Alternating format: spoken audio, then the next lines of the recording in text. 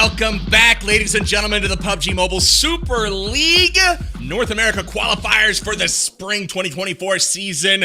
I'm Powerbang, and I'm hosting this show, and we are going to have a party today because yesterday was awesome. I'm going to introduce you to a familiar face in Enigma, and we've got a new person on the show today. It's my good buddy, Hot Jukes. Boys, welcome to the broadcast. How we doing today, Hot Jukes? First, start with you. I am so excited to be here today. My brother gets married tomorrow, so I'm excited to see that. Shout out to all my family watching right here, right now. But you know what? It's time to get into some PUBG Mobile action and see who's going to make it to the top 3 at the end of this. All right. Hi, family. Hi, Jukes family. We got Enigma up next, man. How you feeling today, man? Ready for day 2? Oh, I'm feeling great. I mean, day 1 left kind of, itching to see more of the games. Unfortunately, we only got to see 6 yesterday. But the beauty of it is we get 6 today and then 6 tomorrow. And at the end of it all, it's going to be that top 3 finish. So I'm dying to know which of these teams we're already eyeballing are going to maybe be able to keep that top 3, or maybe some newcomers coming in to challenge these Goliaths in the lobby. Well, you're not burying the lead, my friend. You talked about the top 3. I want to get into the format for any newcomers to the stream today. Let's talk about how these teams progress, right? Last weekend, we started with phase 1 of the qualifiers. The top 5 teams moved forward to this weekend, and now we're into the NA finals. And again, the top 3 from this weekend's action will be moving on to the LAN tournament in Brazil, taking place next month. The other regions have already got things figured out. They're all sorted. Brazil's good to go. LATAM's good to go. And now the last 3 spots are up for grabs, and North America is trying to determine who is best to send forth to represent them at LAN. So that is what is going on this weekend. We are in day 2 of the action right now, and I'm so excited to see who exactly is going to be moving on from the region. We've got some pretty good indications, but I want to check the teams that are participating so we have an idea of who's out there on the battlegrounds for you guys to be able to root for. So with that, let's take a peek at the 16 participants for this weekend. Again, some standouts today you're going to hear about here in just a moment. But this is the rundown here, some familiar faces and some new faces as well. Let's take a peek at what happened during day 1. Day 1 was hot and heavy. The action was crazy. Enigma, we saw our first 2 chicken dinner winner of the tournament in SLR coming through clutch in match 6, man. Give me the reactions to day number 1 since you were here on the desk to see it. I mean, I'm surprised we didn't caster curse a lot of these teams, P, because you and I, and the most part with Titan series and stuff like that, when we call a name like we had with SLR and stuff, they kind of chundered. But yesterday, they were able to show that they're able to handle that sort of pressure. And a lot of these teams, especially when we get to look at the leaderboard and stuff like that later on, we're going to see that those teams themselves, they're doing great performances on 2 of the 6 maps, Titan Gaming, with their choices and stuff like that. But it's not just them. We're looking at ICU and stuff like that. I'm looking at Strangers BD. A lot of these names here, PB, we've seen before. And it's, more contenders, I guess you could say, than we've probably seen in the past for this top 3.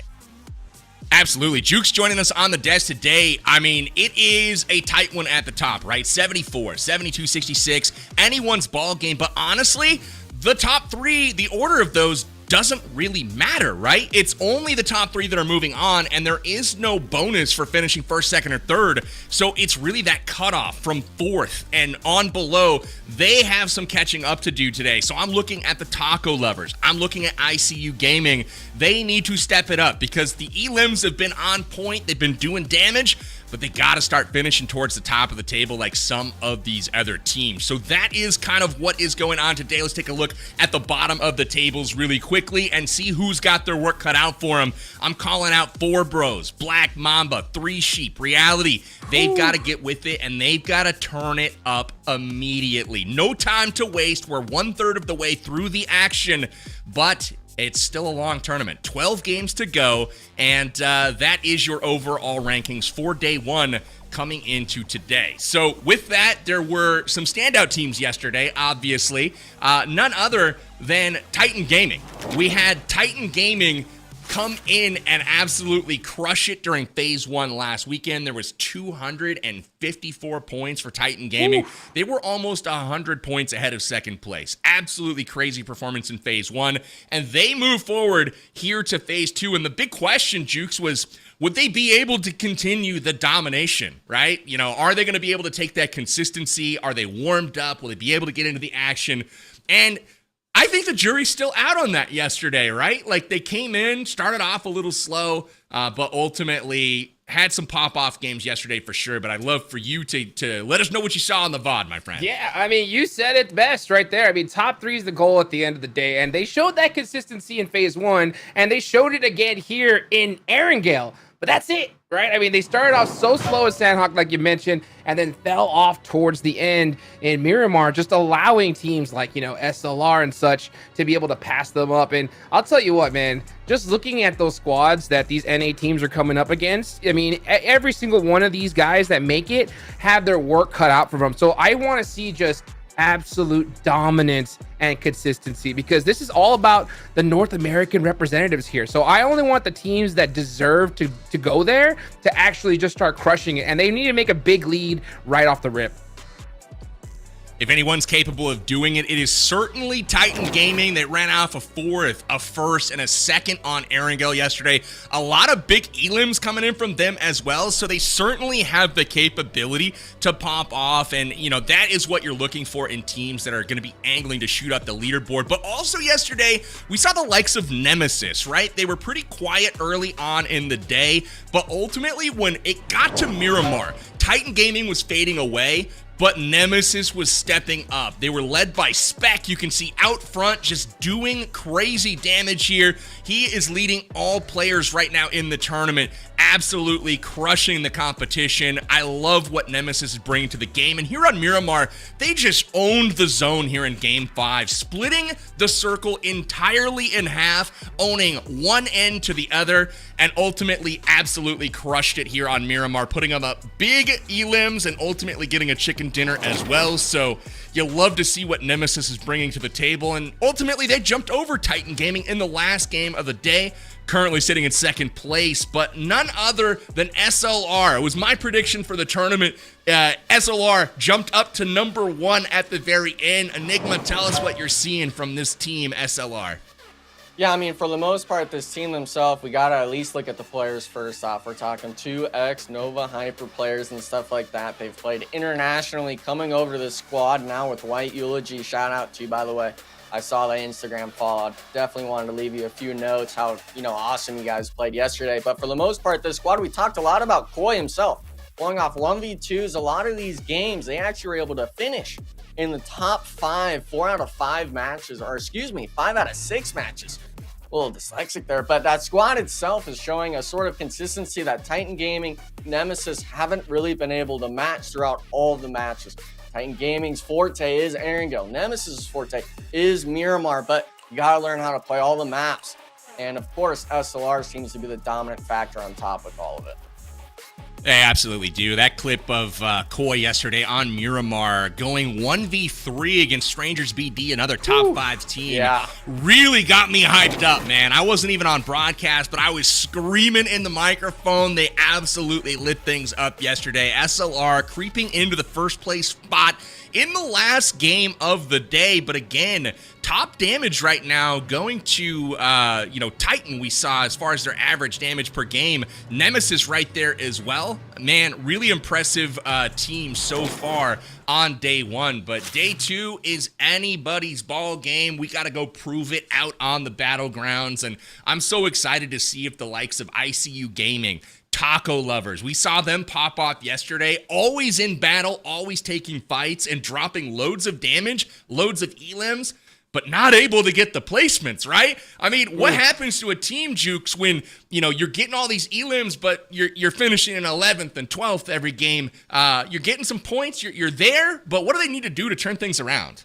Yeah, they got to do something, I'll tell you that right now, because they have a 22-point difference. That's a big gap, honestly, right, in order to make it into top 3. So, Taco Lovers, I think I need to see them just come off the rip at Sanhok. If they're just so elimination heavy, that's the map to do it, right? You want to be able to put up some elims there, so I want to see that strong start, but you need both, right? You got to have that consistent placement. Hopefully we could just see them just maybe dial down the aggression just a little bit in Erangel towards that mid game, get into that late game, try to get into that top 6 scenario and just put something on the board, because I mean, with a 22-point gap, one chicken dinner could really boost it and you don't have to worry about it from there. But this is only 3 days. And if you don't make it to the top 3, you're going to be hurting real bad.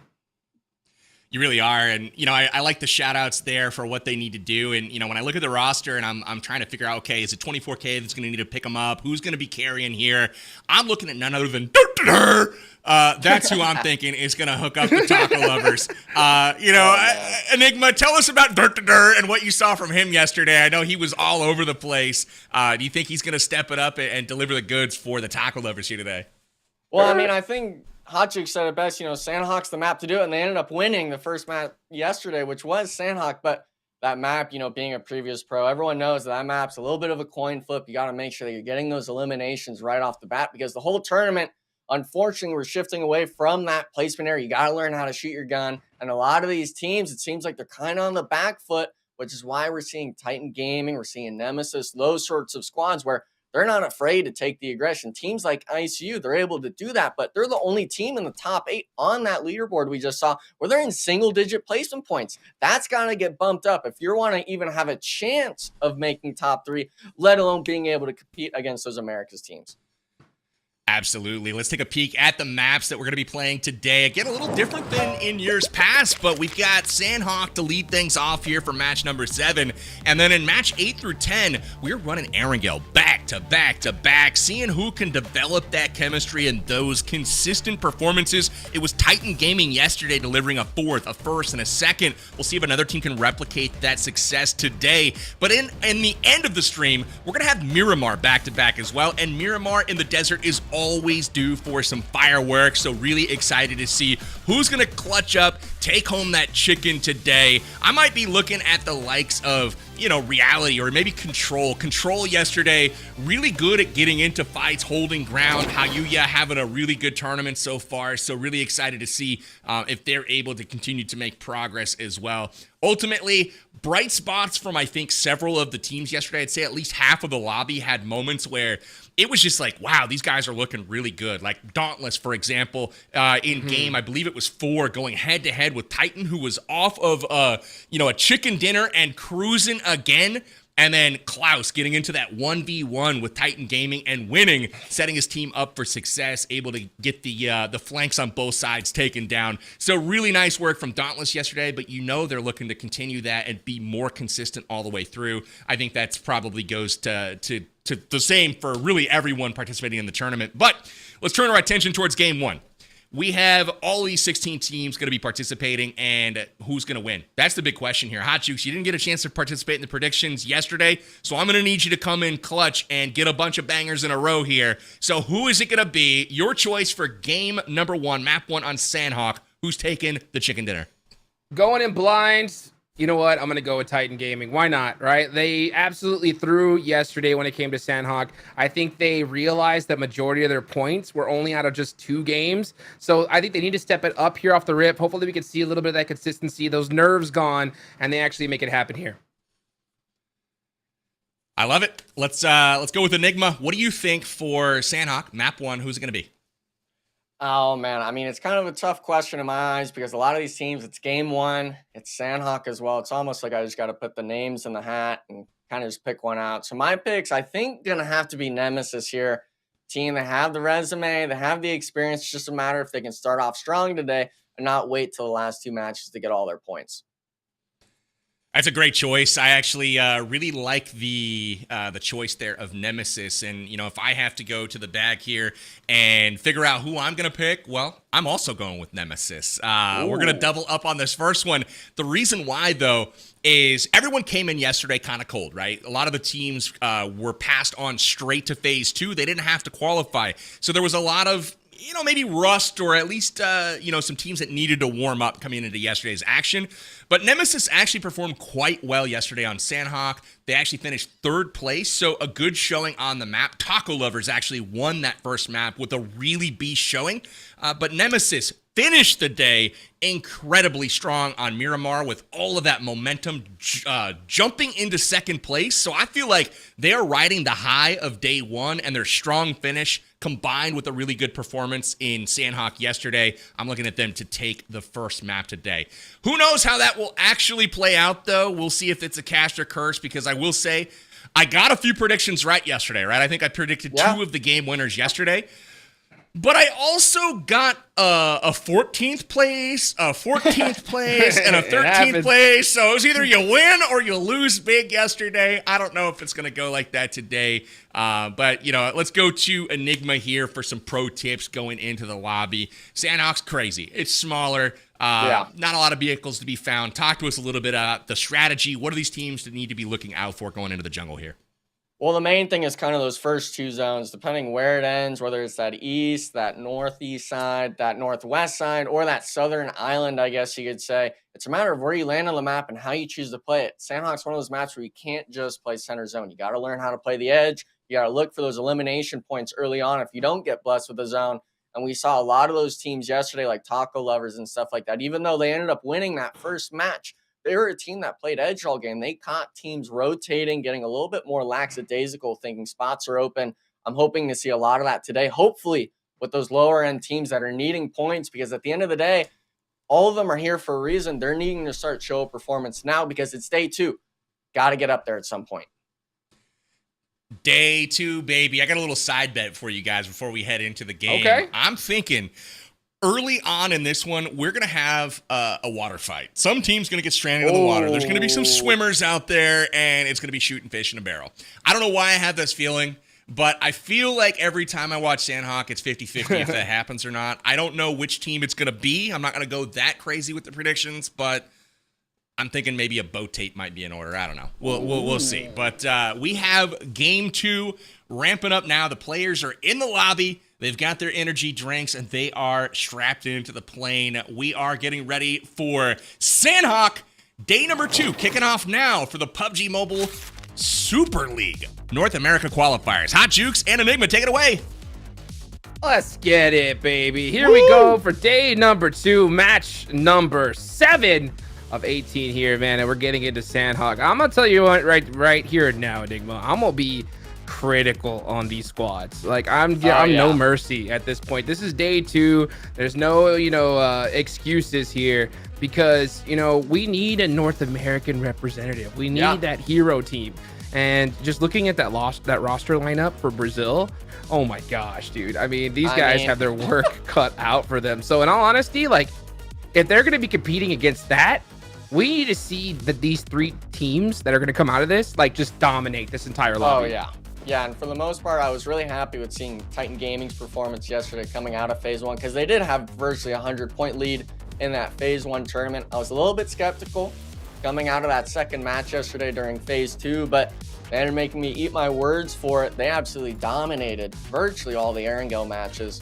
And now we have teams like Nemesis. They came in after. They had the Miramars under their belt. So these teams, as much as I'd like to say they're dominant forces on certain maps, hopefully at the end of this all, they kind of look at those teams and be like, we need to be able to do that ourselves on every single map. But we're going to have a bit of a note in it, because right now we're having a bit of a hot drop. Hot Jukes, this is just to the west of Boot Camp. All right, let's see what we got going on here. This is going to be on that island area, or just actually right near Trifecta. Let's see what's going to happen as we got Reality. So far, they have everybody up, so nothing to worry about just yet. And Four Bros is the one that's in real trouble, though. You can see one of their players just kind of swimming it out right now. So I guess PB was already right. We already start seeing some water play action right off the rip. So that's 1 for 1 on predictions. Okay, I thought that player that was crossing was going to get shot. So we're going to see this battle out here. This is still technically in the zone, so they can take their time, but nope, they are not wasting any as Gatsby gets knocked, and here comes Reality on the push. Yeah, and I mean, they also have to worry about all these off angles, because they are actually just getting shot around the walls in the back. It's not even the 1v1s they're taking, Jukes. And look at this. It's not even actually a 4v4. Taco Lovers has been actually creeping up on the hillside, getting a knock. This is looking like a disaster for both these teams in the lobby.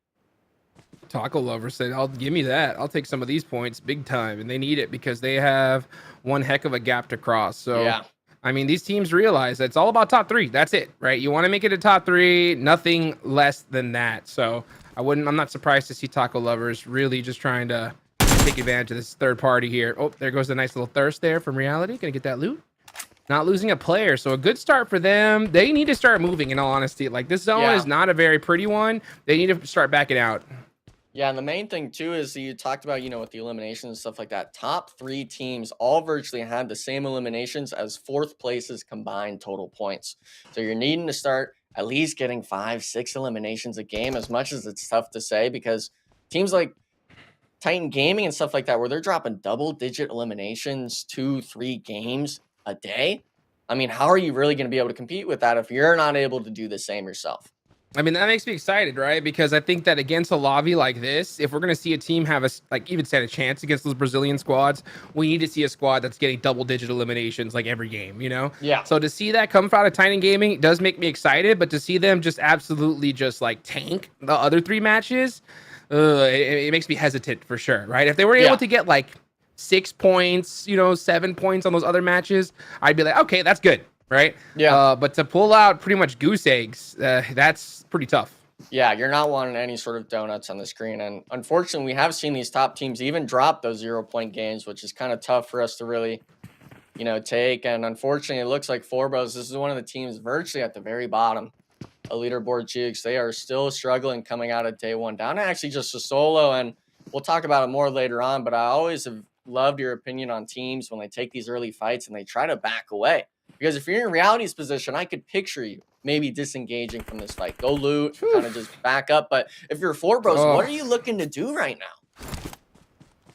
Oh, man, if you're Forbos, you're done. That's what you're going to do. Yeah, you're just going to just be like, what am I going to do? Maybe try to steal an elimination? That's really all you can at this point. Because Taco Lovers, with that knock, they're on the push and they're hungry.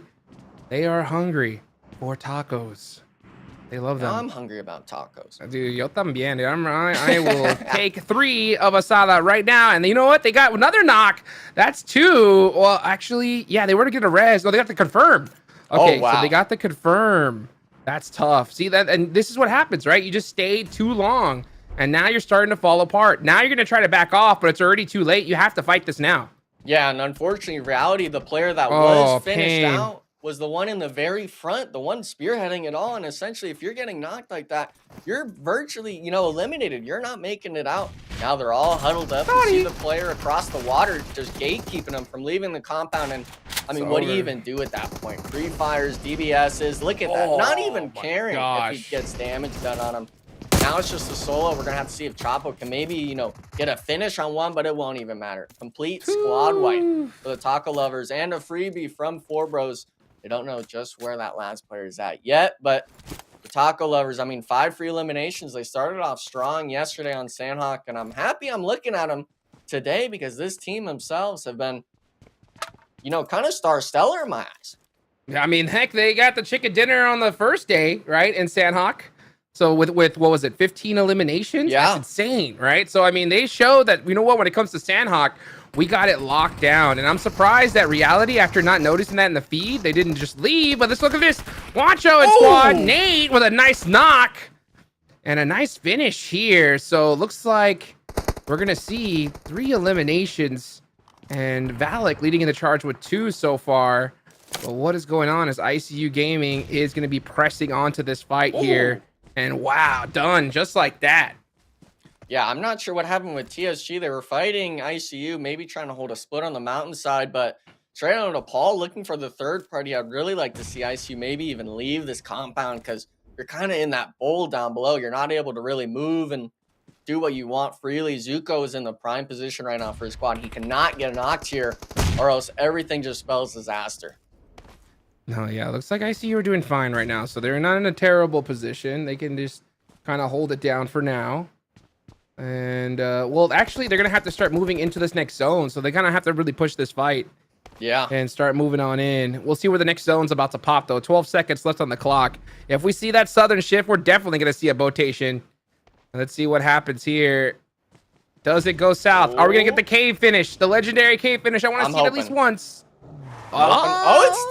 It's so still you're saying there's a chance, right? There's always a chance. Now, unfortunately, there's still a chance that this isn't even going to be a 4v4 fight like it was before, Jukes, because I'm seeing the map right now. Titan Gaming's kind of coming up behind them with the rotation themselves.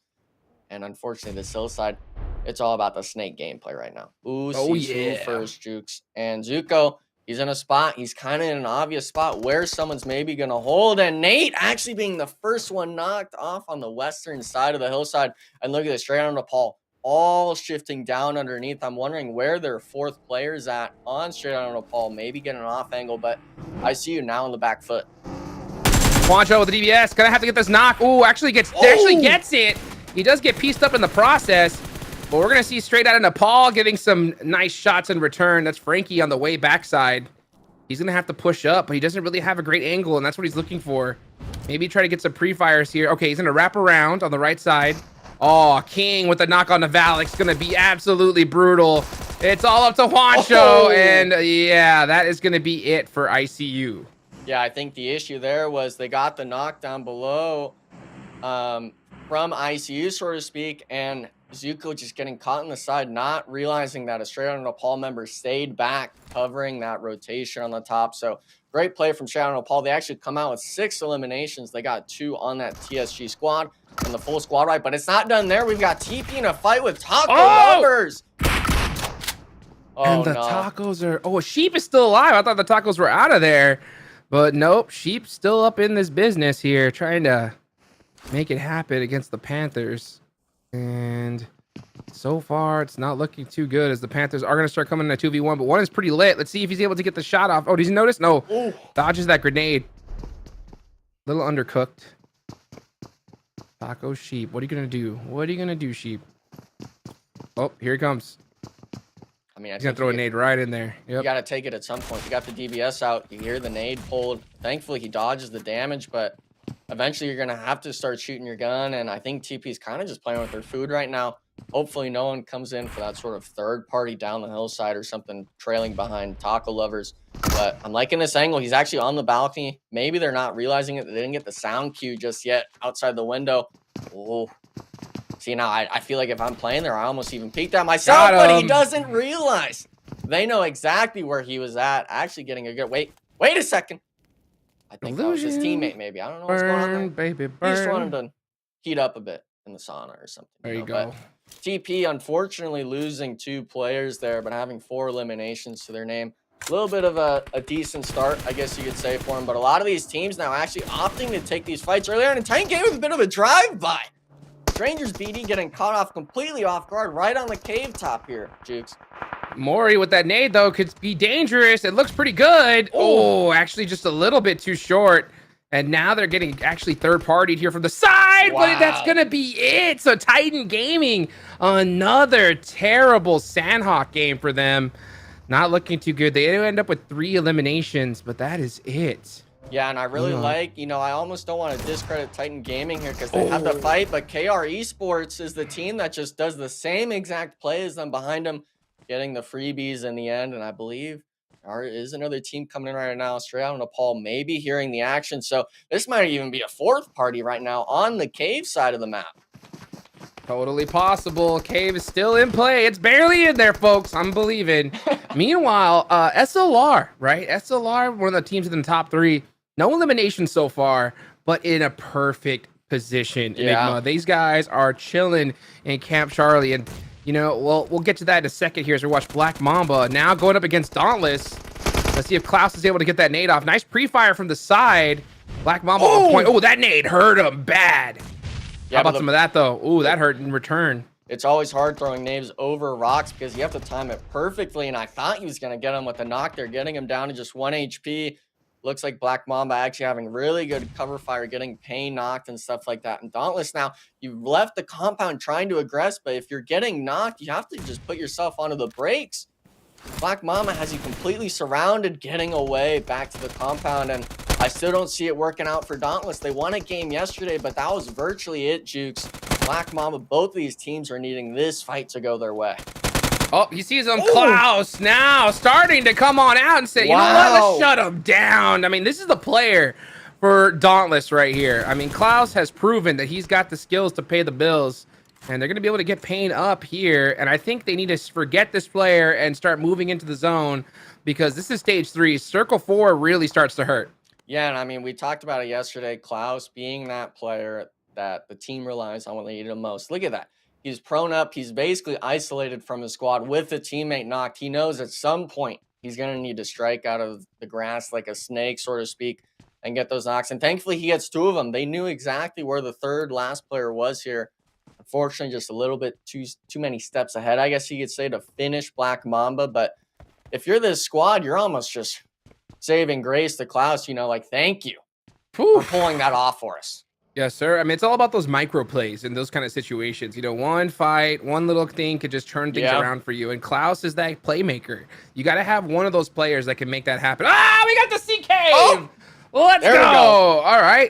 All right. I beg for a K finish in Sanhok. I rarely get to see it. I think I've seen maybe 2 or 3 in esports history. Yeah. When it comes to PUBG Mobile. So at least being able to spot it is good enough for me. As we're going to watch KR pretty close here. Let's see what happens. Is KR Esports going up against straight out of DePaul. Frankie going to be using that buggy to get some intel. This is dangerous, though. Oh, look at that trigger discipline right there. I was worried he was honestly going to crash into one of the trees, Jukes. He was kind of getting a little close there, but I think both these teams kind of know. They don't know exactly where they're at, but they know someone's around. And it's all going to come down to who kind of overextends too much. The zone shift we do see as well on the side of the screen. The edge of cave is in, but it's favoring KR Esports' side. Trailer Paul is going to have to rotate in. And if I'm SON, you have the vehicles, I'd honestly just be looking to go into zone. I wouldn't be looking to even play for this part of the map. But look at this. Wait, Freaky's actually going all the way around the backside, maybe even spotting all the players, because at this distance, you're not seeing the grass. You're going to see all these people sticking out like a sore thumb on this hillside, maybe being able to mark for your squad exactly where they're at, because we saw it yesterday. We saw Juancho on Sanhok. A lot of these teams were amazing with the frag grenades, and I expect nothing less here today from all these squads. Mamba just giving up his location, saying, I cannot resist. I got to take a couple shots at this buggy. And Frankie's just getting more and more information for his squad. So straight into Paul, rocking the 3-1 split right here. He just told exactly, his team where KR Esports is. So let's see how they're going to be able to take advantage of it. These snakes in the grass are still pretty sneaky here. But Frankie from that off angle, doing a great job of starting things off here. What a play there from straight out of Nepal. Beautifully done. Frankie just got to be careful not to get knocked in the situation. Yeah, he's the one that has the spot in zone. He's the thorn in the side for KR Esports, because we can look at the map. The zone is slowly closing. And if you're straight out of Nepal, you can theoretically tank zone a bit. But the main thing is you want to make sure that KR Esports doesn't have a spot in play for them to sit at. You want them to take damage. You want them to lose a bit of health. So Frankie's able to come over and start getting the free knocks for your squad. The main thing, though, is just a matter of when you decide to rotate all of your squad to him and how many people you choose to leave on the mountain. Straight out of Nepal has this team completely pinched. They're screwed, to be honest. There's nothing they can do in this situation. They can't move. They can't choose the fight. And they have no choice, though. Oh, look at these shots, though, from Blinky. Wow. All the way downtown. KR, with these last 2 remaining players, are just making something happen at the last second. Blinky, he's got to get this knock here, though, because this zone's about to pop. Can he do it? Ooh, gets pieced up by that nade just a little bit, but he knows exactly where he is. That nade just a little too short. Blinky throws a short one in return here. So both of these teams hurting bad. Yeah, and I mean, straight out of Nepal, they had the prime position for themselves, but they left him isolated on the hillside here. The rest of KR Esports recognizing we need to move and we need to do something. They're taking that initiative, Jukes. They sent 2 players. I even thought it was going to at least be 3, but 2v1, the player on the hillside straight out of Nepal had no support whatsoever from their position, and they kind of just let it all fall apart.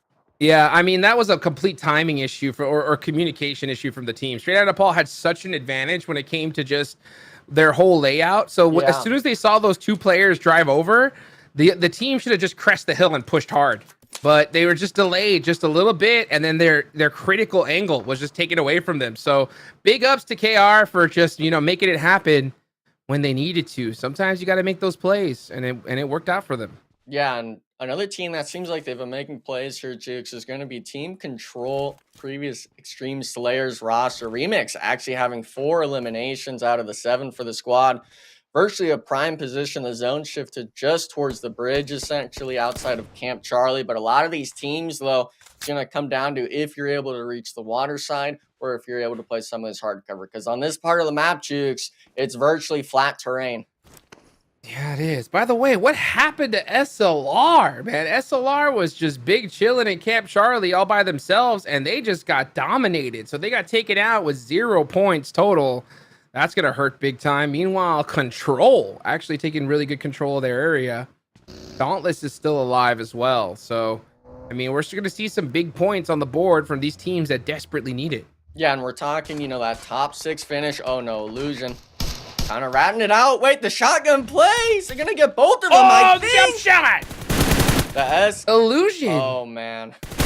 You don't see that every day, Jukes. You know, someone actually being able to get knocks from the truck bed here. You usually actually get stuck shooting over the lip, but the Panthers being able to pick up 2 extra freebies. They actually know where Blinky's at. No one else behind them, and this is looking like a pretty nice, solid top 5 finish for the Panthers because we're talking only 6 teams here. We're having a lot of solos in play and only 2 squads with a full 4-man left alive. That was incredible, honestly. Beautiful play there from Illusion to be able to soak up those 2 points and get some extra placements for his team.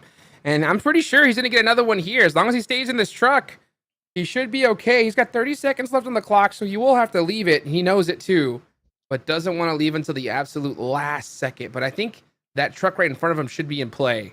Yeah, he's got 5 smoke grenades in the backpack as well. Even if the next truck isn't, there's the boxes on that other side, just on the right when we were watching it.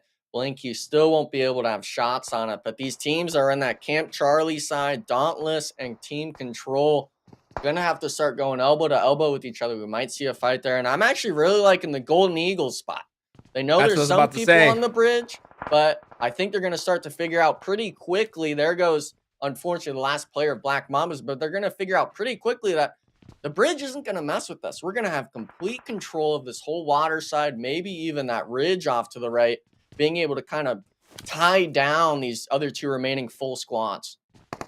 Okay, I think Golden Eagles with their position here, yeah, should definitely win this one. Let's see how it ends up happening, though, between Control and Dauntless. If one of these teams leave this fight with their entire squad up, they're going to be doing pretty good. Robert's got the angles here. Dauntless does go for the play, gets the knock. He's going to actually jump through the window. He sees Robert. Oh, but gets shot in the back. Beautiful play, though, from Klaus. I mean, so aggressive by himself. Now the rest of the squad needs to come and finish him out. Yeah, the problem is, though, is that street side is just too much of a gap to cross. Klaus is actually playing solo in the corner here, maybe playing that sort of rat spot, but Control being able to kind of sniff him out. He did get that 1v1 knock, but not getting the finish. Ultimately, letting Control get the reset, and the zone shift does happen. Both of these squads on the south side are going to have to move out directly into the Golden Eagles' eyes. I'm going to say right now, if I think one team could win it, that's my Black Horse squad right now, it's going to be the Panthers. Illusion's position is disgusting right now. I know he's only one single player, but with how these fights could work out, we could see him do some shenanigans here. So let's see what happens as Dauntless is going to start pressing up. Here come the smokes out. And yeah, let's see what ends up happening. What do you think? It kind of sucks because Salty, he's the one that had the UIs just now getting knocked virtually immediately. It also looks like Illusion was just found out getting knocked to zone. So I believe Dauntless doesn't even get the elimination point. Here we go as well. Another player. It's only Pain that was able to make it in, but hopefully Pain's kind of hoping that Control gets the focus. Golden Eagles doesn't move up, and unfortunately that doesn't seem like it's going to be the case. He's going to have to fight it out for that top 2 placement here, Jukes. Control, man. Control has been doing so well here. And legendary squad, Robert, Hayuya, Remix, Frady. These are no joke players here, guys. And they are making it happen in Sanhok. They completely ejected, I believe, SLR 8 eliminations so far. So now it's really Control's game to win at this point. Yeah, unfortunately, you know, Golden Eagles just let them leave the compound in the open. Robert actually picking up the last Dauntless player. So now a 4v3 situation going on. Control having all the pressure now, keeping the utility around, getting a big knock from Remix. Now it's, I believe, just a solo player on the backside, and they're not even going to get one, Jukes. Control being able to leave the compound and secure themselves the first chicken dinner. Too strong. So Control win the first game. in beautiful fashion. I mean, this wasn't an necessarily easy one for them at all. I mean, SLR had the position, they had to go and eject them, and they just pushed through and just ran over these squads. Yeah. And I mean, Klaus himself is the main key factor for Dauntless, unfortunately not being able to secure it in the end game. But PB, I want to get your thoughts. What the heck happened to SLR? Was it control just being that much better, or did they maybe just fumble map one? Well, SLR was hanging out in Camp Charlie, and they got tag teamed, my friend. It wasn't just one squad that took them down. They got sandwiched by the likes of Dauntless and Control there. So unfortunate for them, SLR goes out in game one with no eliminations. They'll pick up a 7th place, though. Good for 1 rank point. Really strong map, though, for a lot of the bottom half of the table in game number 1. You saw a lot of our top teams basically going out super early in this one. It looked like it was going to be a really strong start for a few teams, but then they got into it early, right? We saw Nemesis fighting and Taco Lovers getting into it. Reality going out. Lots of teams getting into things very early, it looked like, in Painan. So we take a peek at the replays here. Hot Jukes, what'd you think of the opening of this game and so many teams getting into the action early on? Ooh, I mean, that's so huge, right? For the rest of the people on the leaderboards here, because they needed this kind of game. They needed the top 3 to go out early, and we did see that, right? Taco Lovers started off so strong too, so they got those eliminations but couldn't get those placement points, BB. And we know, especially with this new point system, well, I mean, it's not new anymore, right? That it's just all about that perfect balance. You need to have eliminations and placement. So I mean, I think we're gonna definitely see the leaderboard shake up a little bit. Absolutely. I mean, you mentioned the Taco Lovers, and yes, they did go out early, but man, I would have liked to see Sheep here get this angle and have a shot at making that play, because that was a really nice setup, but unfortunately, the Panthers had their head on a swivel. They weren't going to get one pulled over on them that easily, the Panthers winning that fight. And then this was an interesting one here, because it was second party, third party, fourth party, fifth party. Got absolutely wild, and this fight drug on for quite some time. And I want to say Straight Outta Nepal, they were really strong in the early and mid game here. Super, super aggressive. And like you said, they just got a bit out of sorts. King getting finished off with the nade from Blinky here. I thought Straight Outta Nepal was destined for big things that game. It really looked like it early on. But unfortunately for them, it did not pan out. But they did put up some elim points, picking up 7 that game. So Straight Outta Nepal, not a bad showing, honestly. And I think that's what you got to look at here for some of these teams that did go out early. They got in and they got their points while they were on the map. You know, the likes of Taco Lover, Straight Outta Nepal, KR Esports, really pretty strong showings from a lot of these teams kind of opening up the map today. But there is the chicken dinner. Enigma, did you think Golden Eagles had it with that spot under the bridge? I felt like they had a pretty good spot here, and ultimately Control took it. 100%. I mean, they were the ones that got the initial knocks on Dauntless. Dauntless deciding to rotate into the zone, and they kind of just used all their resources on the 2-man, not focusing on Team Control. They were the ones actually in the horrible spot in my eyes, but Team Control using their utility, rotating around, recognizing this misplay, and ultimately getting that first place finish. We obviously see as well, they're the only team with double-digit eliminations. A lot of these teams here starting to spread out the eliminations, unlike yesterday. You know, it's really interesting. You look at the gaps between the number 1 and everyone else here, right? There's, 11 points at least between them and everyone else. This is what the teams that are not in the top 3 need to do, and they need to do it multiple times. Control doing what they had to do to take care of business in game number 7 today. This is the first game of today. Let's see how this impacts the overall rankings, though. Control, strong day 2 performance to kick things off, and look at things starting to tighten up already. Nice. Super Lazy Reflex goes out with just 1 point here. They'll bump up to 75, but Nemesis didn't do anything to catch him, and really Titan Gaming didn't either. We're seeing things start to get a little tighter at the top. Taco Lovers closing the gap a little bit. Control definitely closing the gap, jumping up to 4th place. And Strangers BD is a team that has been quiet. They haven't done much flashy, but they're hanging around. Jukes, what do you make of the overalls? Nice. That is what I'm talking about, baby. Because prior to this, right, there was a 22-point gap. Remember that? 22-point gap between 3rd and 4th place. It's gone down to 9, just like that. That's crazy. I mean, Team Control is no joke. Remix, right? He's been on Mizexis before. We got players from Dope, Extreme Slayers here now on this team. And they've showed right here now that they could get it done. And a big game like this is going to just do wonders for their confidence. So I'm expecting a lot from the squad here. And with only a 9-point difference, heck, Titan Gaming, all these other top teams need to start watching their back here now. They really do. You see Four Bros, Black Mama still towards the bottom. And one thing I'm noticing every single game, Four Bros is fighting off the drop. Now, Enigma, I got to ask you, is this a strategy? You know, our team's targeting them at this point, thinking that they're easy kills or something like that. I don't really know what's going on, but it sure seems like off the drop, you've got Black Mamba and Four Bros fighting every single game. And I'm wondering if it's bad luck or if people are starting to sniff out like, okay, this is where these guys are dropping. We need to make up some ground. What's going on here?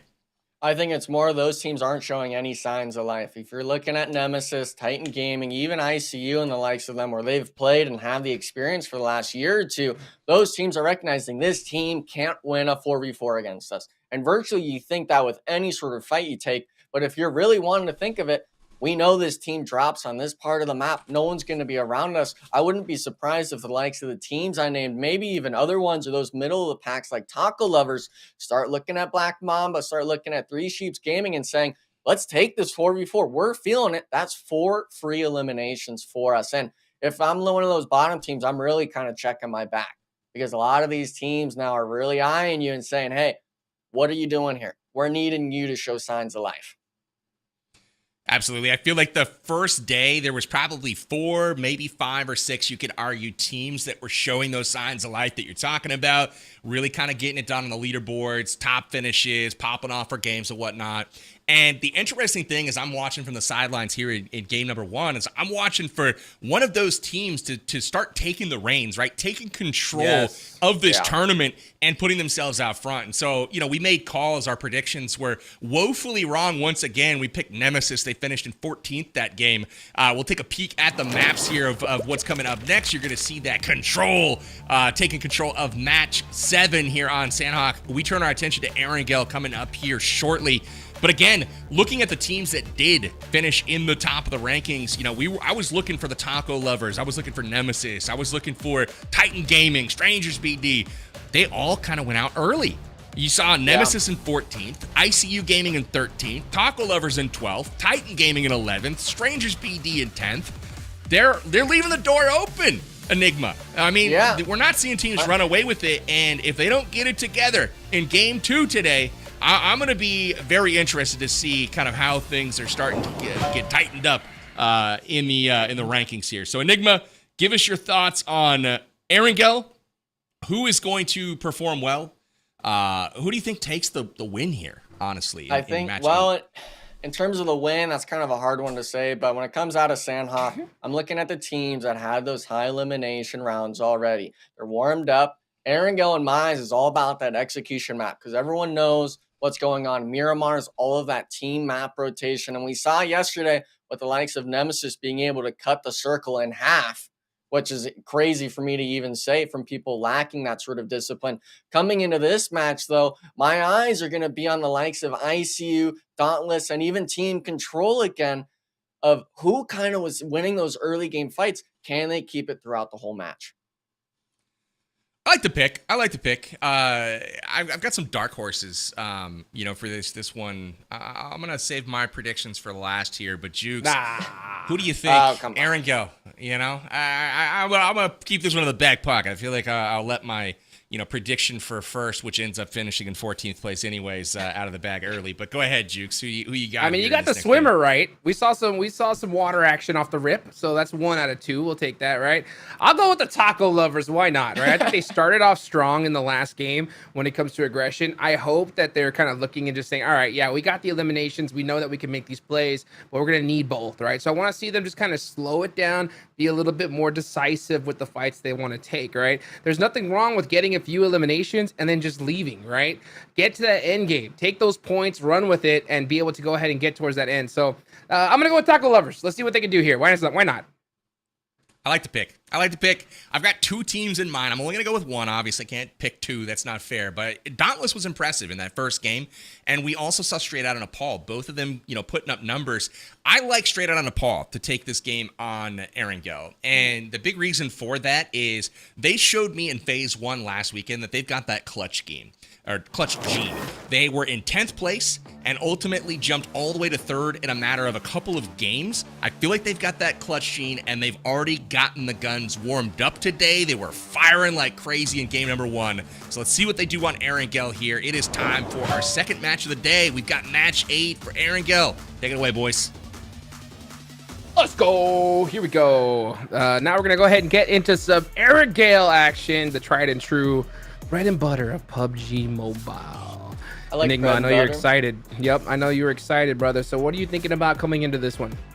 Well, the main thing is obviously going to be the playing path. It looks pretty decent in my eyes. Yesterday, we saw some pretty scary ones for the most part for some teams that were starting off on that northwest side, kind of splitting it all the way towards Milta Power. Unless you're that military-based team, virtually every spot's going to be reachable. And I'm looking at the likes of some of these teams that drop towards the middle. We saw some of these zones shift completely away from the playing path. And I think a lot of these teams were kind of struggling with even getting in to prime positions on the map. They're opting to take early game fights. And as much as I like seeing that, it's also like we're leaving half of this map open for the taking. Yeah, I mean, Sanhok is Sanhok. I think the one thing that North America just sucks at, to be honest, is the understanding of when to leave a fight. Yeah. Right. I noticed at the top level, like we saw some fights in the blue zone early on. Those rarely happen at the high end. Yeah. Because teams recognize that, you know what, it's a lose-lose if we fight this, right? They'll see them in two troublesome spots, but they'll just leave.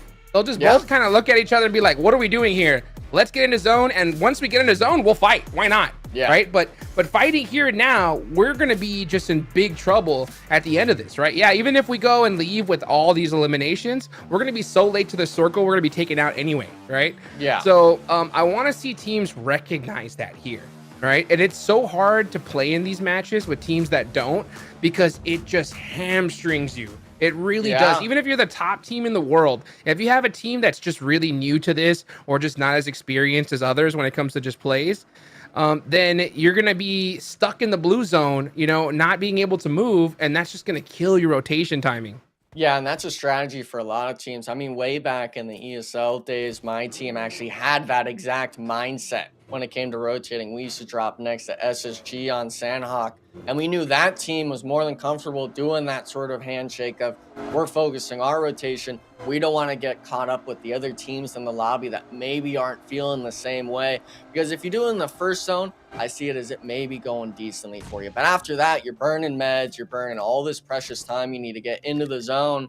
And right now, I mean, in terms of time, Ren's kind of on the back foot right now. We're looking at a 1v3 situation against Team Control of all teams, who just had a dominant performance. Freebie point for Robert. It seems like great 1v1 win for him. Man, Team Control doing exactly what they need to. And guess what? They know who they're going against. Yeah. They now realize this is Titan. This is the team that we're trying to pass up into that top 3. It's time to go hunt it, baby. Yeah, and it looks like Remix has a read of where the rest of the members are. And when you have a vehicle, you start kind of just going up one by one. But Frady messing up the driving right now for the squad. Hopefully there will be some sort of action. But another one from downtown. I mean, Team Control, they had this in the bag, and now it's kind of fumbling a bit, Jukes. That was not just kind of. That's a big fumble right there. Just that one little messed up play, and now Team Control are just losing control of this. It is just Hayuya up. He's going to try to get Frady and maybe run away from this. But, oh, man, what a screw-up, to be honest, right there. Just one little mistake, and now you're in big trouble. Yeah, now we're seeing inactive. He has a buggy himself, not letting any time go to waste for the squad, trying to get that sort of scouting potential. Titan does know that the reset happened, but Grow already having that prime position off to the side. It's only going to be a matter of time until Control really starts getting constricted on this hillside. Oh, let's see what happens. Yeah, there goes Robert. Done. So inactive, just getting that intel. He's going to go ahead and find these other 2 players in Control as well. So Hayuya and Frady are going to have to make a crazy play. Yeah, Crow knows exactly where they are. Yep, here come the shots. Oh, and he did get it a piece. Inactive's going to be coming in from the backside now. Yep, and just like that, Titan Gaming, they lose a player, they lose Rin off the rip. That hurts really bad. But at the same time, 4 eliminations, not a bad trade. Yeah, and I think a lot and of the box that's, is getting shot. I mean, I can't really blame him because Control makes an amazing play to the start. They isolate Rin, taking that not even a 1v1, a 1v3. But then afterwards, just getting sloppy. We're driving cars into brick walls, jigs. We're having people lose the 1v1 situations after. Titan Gaming being able to expose those weaknesses, those errors.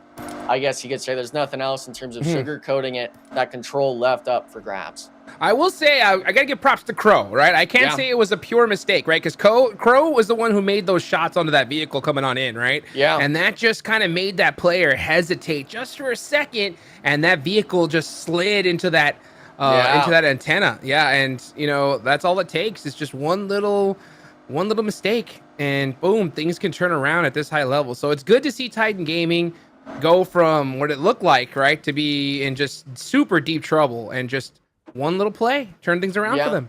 Well, that's the squad you want, you know, representing North America. Someone where even if they're on the back foot, they're able to kind of put the position in their favor if they make the right decisions. And it's literally like you said just now earlier with PB. It's all about those micro decisions your team makes. It's all individual plays that seamlessly line up together for you to actually be able to compete at the highest level. And for the most part, we're seeing that in signs of life of certain games, maybe certain maps, but we're wanting to see it throughout, especially now before you reach Americas. Yes, sir, indeed. I want to see a team just dominate this lobby. I'm not even lying. Like, I want to see a team just looks like the rest of the rest of the lobby is just like brand new, you know? Yeah. Because that's what we need to see here. Because I guarantee you, if a team like Alpha 7 or something were in this lobby, they would be running with this, right? Oh, yeah. So we want to see it. And there's so much potential. Like, you know, SLR, I got a little frustrated after watching that last game because I like their position. I always said that SLR was like a little mini and hyper. Yeah. Right? When it comes to their like decision making, rotations, they're so on point. They always put themselves in a great spot in the map, but they just didn't have the fighting ability. So then all of a sudden, I'm like, all right, I see kindness. I see Koi come in, and I'm like, oh, now they got that fighting ability. But we'll get back to that here in a second as we're watching ICU start to press up on into this. Zuko trying to get another knock here. He's going to go on in FVP. Jump shots. Now he gets the spot. Beautiful knocks there. ICU with a beautiful squad wipe. Yeah, and that's on Black Mamba. I believe they actually both kind of go elbow to elbow, and Yaz Naya, ICU Gaming, be able to kind of flush them to this uphill compound, getting 4 freebies, I guess you could say. And this is the squad that I was eyeballing yesterday. After the first 2 or 3 games, they just fumbled it. They fell apart. And another team, though, that we eyed with the first game was SLR, actually getting some nice shots onto them, onto the Taco Lovers of all teams. This is just northwest of Farm Jukes, and these teams right now, they're battling it out. Yeah, Koi's going to get finished right here. So it's just kindness on top of that roof. And like I was saying, you know, when it comes to kindness and Koi, these guys are no joke. Thursday, though, knocking himself. That's not going to hurt. Let's see what happens here as the rest of SLR need to start coming in and making something happen. Yeah, I mean, Wozon just pulled up on the outside of the compound. We actually see kindness drop, but misses the pump shotgun. The auto versus the shotty. You got to hit those shot jukes. And unfortunately for SLR, getting traded afterwards is now, I believe, a 2v4 situation. Really a 2v3 after the reset. I'm going to need to start seeing some of these nades connect. Yes, indeed. These nades have to connect quickly. You can see Sheep just kind of throwing out some nades right now, just trying to get himself a little bit of breathing room. Let's see if he's able to hit one, though. Oh, he does make one outside that door, but doesn't connect to anything. So Taco Lovers, big chillin'. They want to get this res on a 24K. Sheep does go ahead and get on the roof. Great idea here. Man. Yeah, great idea. Oh, but look at that in the feed, though. 4 bros going up against ICU. That's another big fight. Yeah, and ICU, I mean, they've been farming the eliminations, but right now it looks like Quozon's just going to get naded out. It's actually going to be White Eulogy getting focused, and now it's just the solo. They do get a return knock, but unless Sheep loses this 1v1, actually focusing the thirst first. Teammate comes around the corner, cleans it up, Jukes. All 4 players left alive of the Taco Lovers, which I love to see, but SLR, unfortunately, 2 games in a row, it seems, going out early.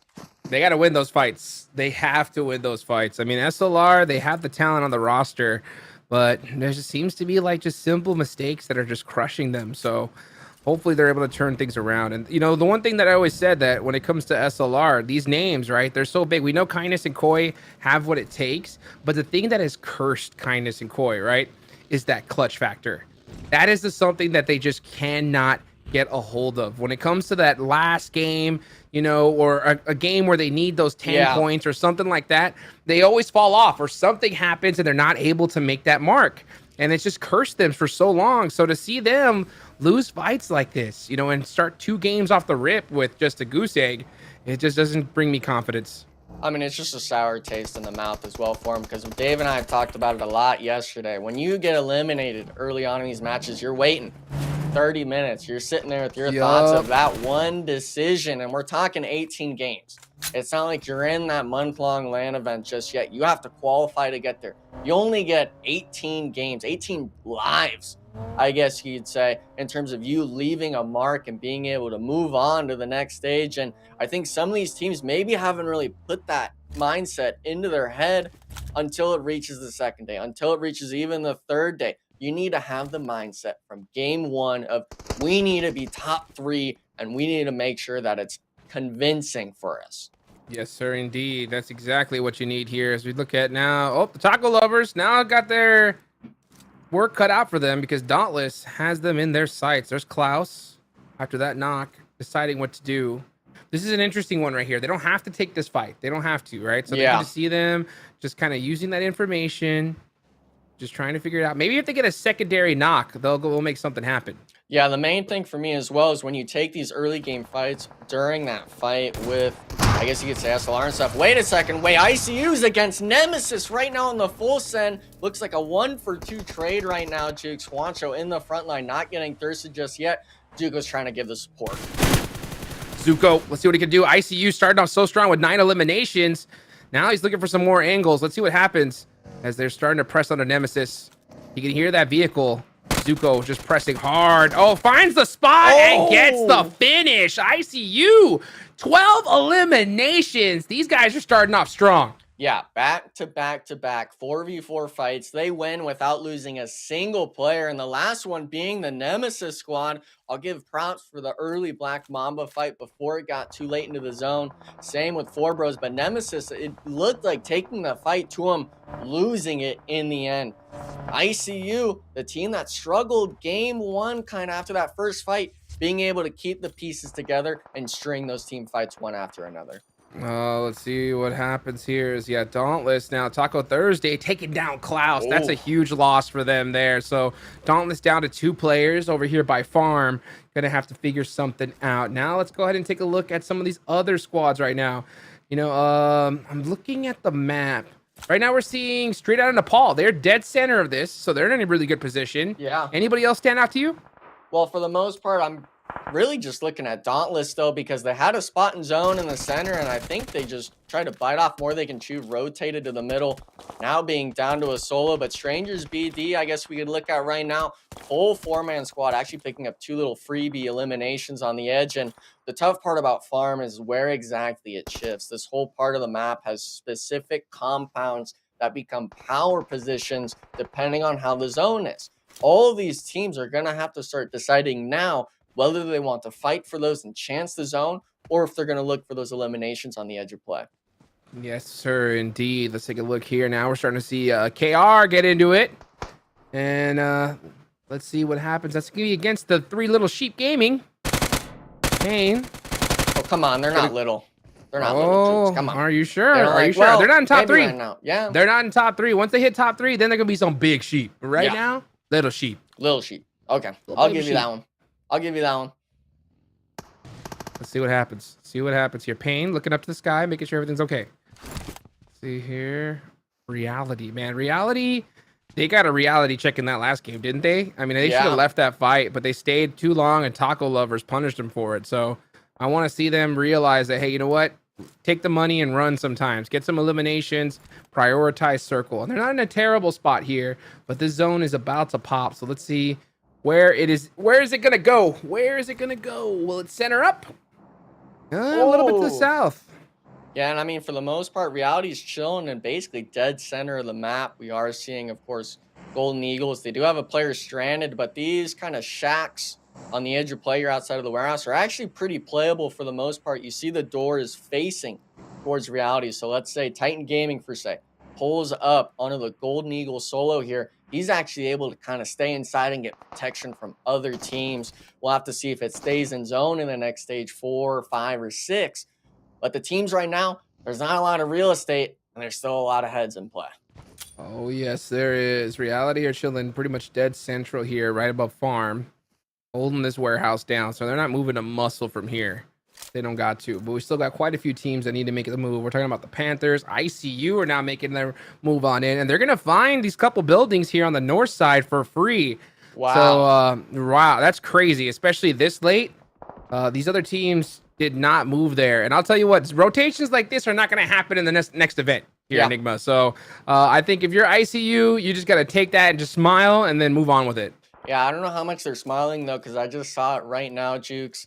Valak getting knocked and thirsted from all the way across the road to the east, from straight out on the Paul. So I don't know if he was parking it in the wrong spot or maybe just got beamed driving up. But from a mini, for say, I think he just kind of got lackadaisical. This compound as well, when you said it being completely free, I mean, we see it on the map stream. 4 people up to the left, kind of just out of zone. This spawn is almost never free. I can tell you right now. Yeah, so I see never they get free. a blessing, but still kind of just lose that player. And this is it right here. I mean, full beam out. It looks like he just got headshotted from straight out on the fall.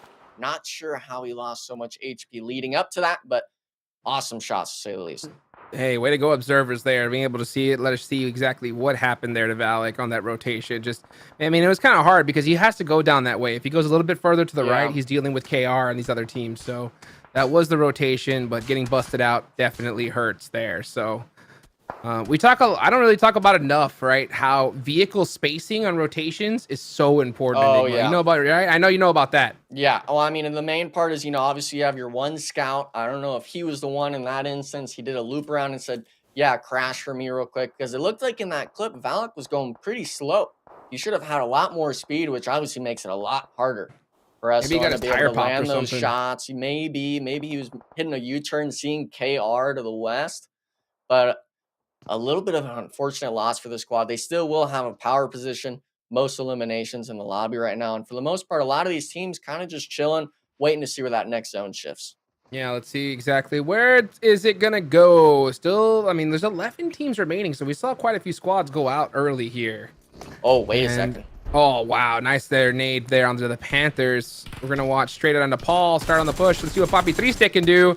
Poppy 3-Stick getting DB or S12K'd right in the beak. That's going to hurt. So straight out into Paul. These guys are working it from this side of the map. I'm not sure if he just got a 4PC. He at least got 3 of them in that building alone on the full send. But Freaky absolutely just demolishing with the S12. You'd picture it with DBS, but a shotgun's a shotgun in the right hands. And if you're just one tapping heads, it'll make it happen. And that zone shift, Titan Gaming is loving their position right now. But a lot of these teams on that north side, on that west side, really going to struggle getting into this next zone. Yep, straight out into Paul. Was looking at ICU, and now they got to start heading on south. So let's see what they're going to do. Gonna take some shots at this rock. That's kind of willy-nilly right there. They're going to start moving. Oh, meanwhile, run over. ICU on the push.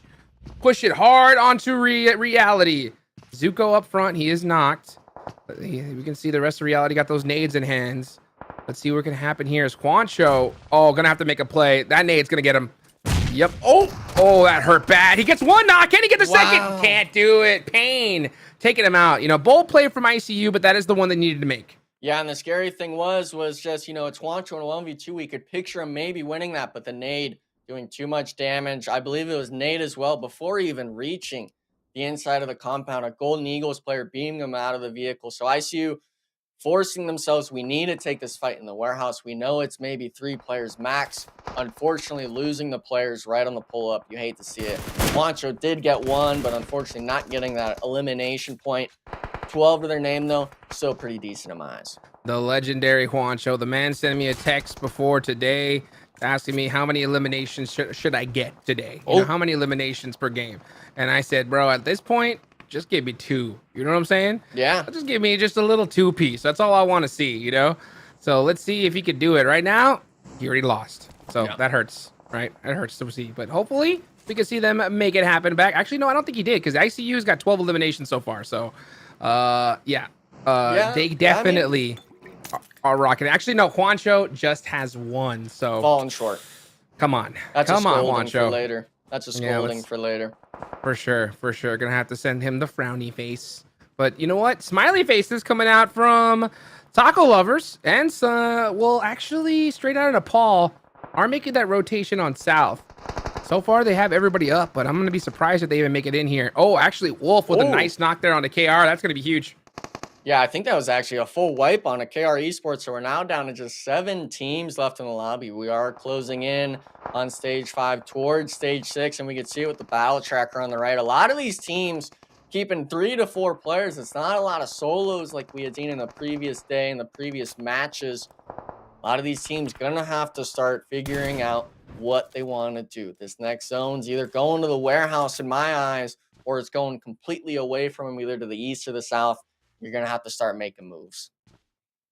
Yes, sir, indeed. Let's see what kind of moves are going to happen here. Is Golden Eagles holding down the shack. Oh, yeah, straight on to Paul. We're able to make it into the zone. They find this dip. This is actually a beautiful spot. I'm surprised that this was wide open. Titan Gaming, we're holding down those shacks, but don't prioritize central location. Crow going to have to get this knock on to Frankie here. Can he do it? No, some return shots. Yeah, are going to make it tough for him. So Titan Gaming, 4 eliminations. They know wow. Yeah, look at that. Golden Eagles now starting to apply some pressure onto them. That was the player solo isolated in the shack. He had his vehicle basically blown up on the pull-up. So actually being able to pick up, I believe, a thirst on a straight on a Paul, maybe not just yet, but I think Titan Gaming recognizes that there's no more overwatch on that northern side of the road. They're starting to kind of spread out, still watching their back a bit, but look at this, completely huddled up on all the vehicles. I'm waiting for one nade timer to show up, Juice, to get all 4 of them, a little bit of a 4-piece with one nade.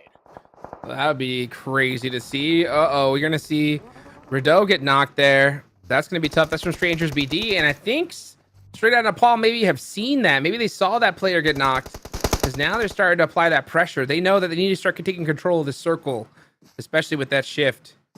Now that zone is going to start closing. We're going to see teams get eliminated like crazy. Only 7 still remaining. Strangers BD are trying to make it out of their position.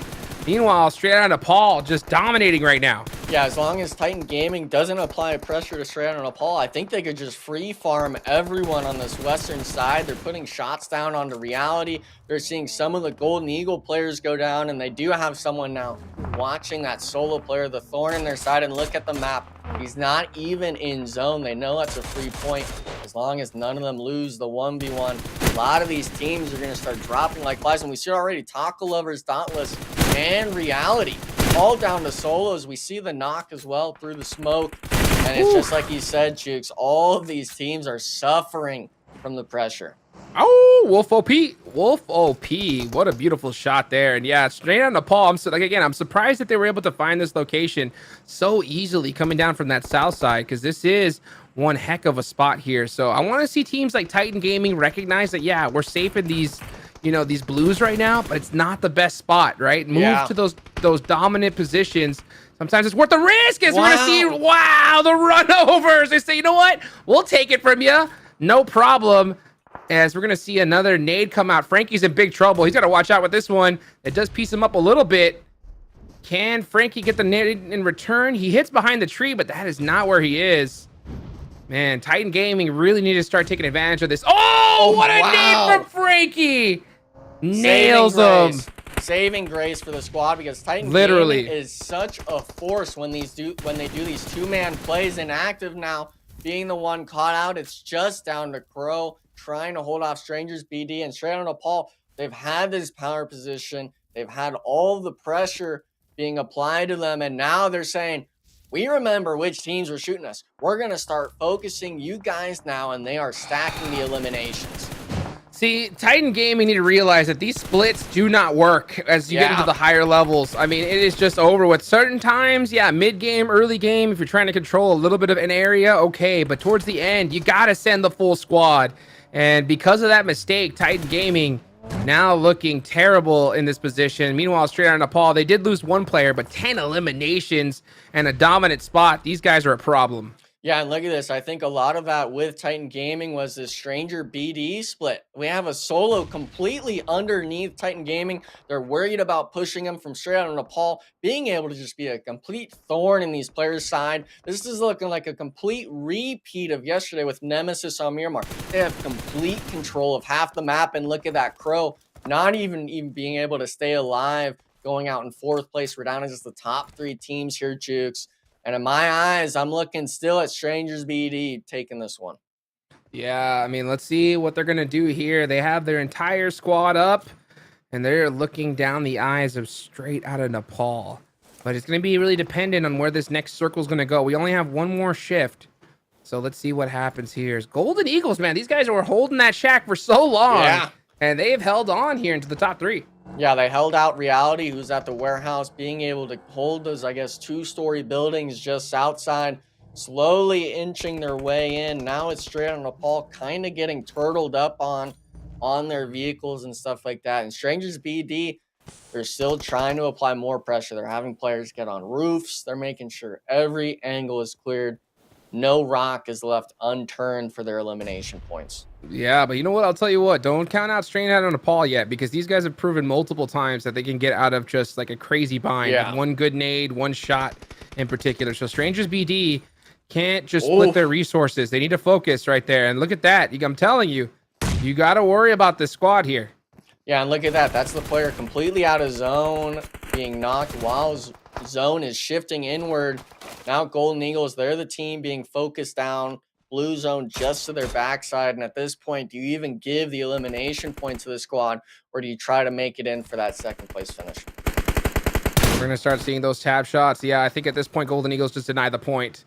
Meanwhile, Strangers BD, what are you doing? Taking a lot of time here to put them into that vehicle. Okay, now they're going to start moving up into zone. Yeah. I like it. I like it. Okay. All right. Yeah, I'll take it. They got him up at least. Thankfully, he wasn't thirsty, because now we're bringing this back to a 4v3 situation. Unfortunately, though, with the vehicle being seen, I'm hoping Straight on Nepal recognizes this. It looks like they do, starting to take up the other part of the hill. It centers up. It's all a matter now of who kind of see who's first and who's able to get those knocks when it matters most. Well, that's the last zone right there. So we'll see where this one's going to go down to, as Strangers BD now are on the snake play. C. Matana needs to really be careful here. He doesn't want to give up his location just yet. Does he spot Frankie? No, he actually stands up. He gets the knock. So he does get the knock. He's going to go for the thirst. So very surprising there. Now let's see if he spots Frankie. Frankie's actually going to spot him. So a 1v1 trade there. But we'll see what happens. And now Strangers BD with that knock are going to be in a huge advantage. It's down to the last player straight out of Nepal. But Strangers BD, you can see that he's got the MG3 in hand.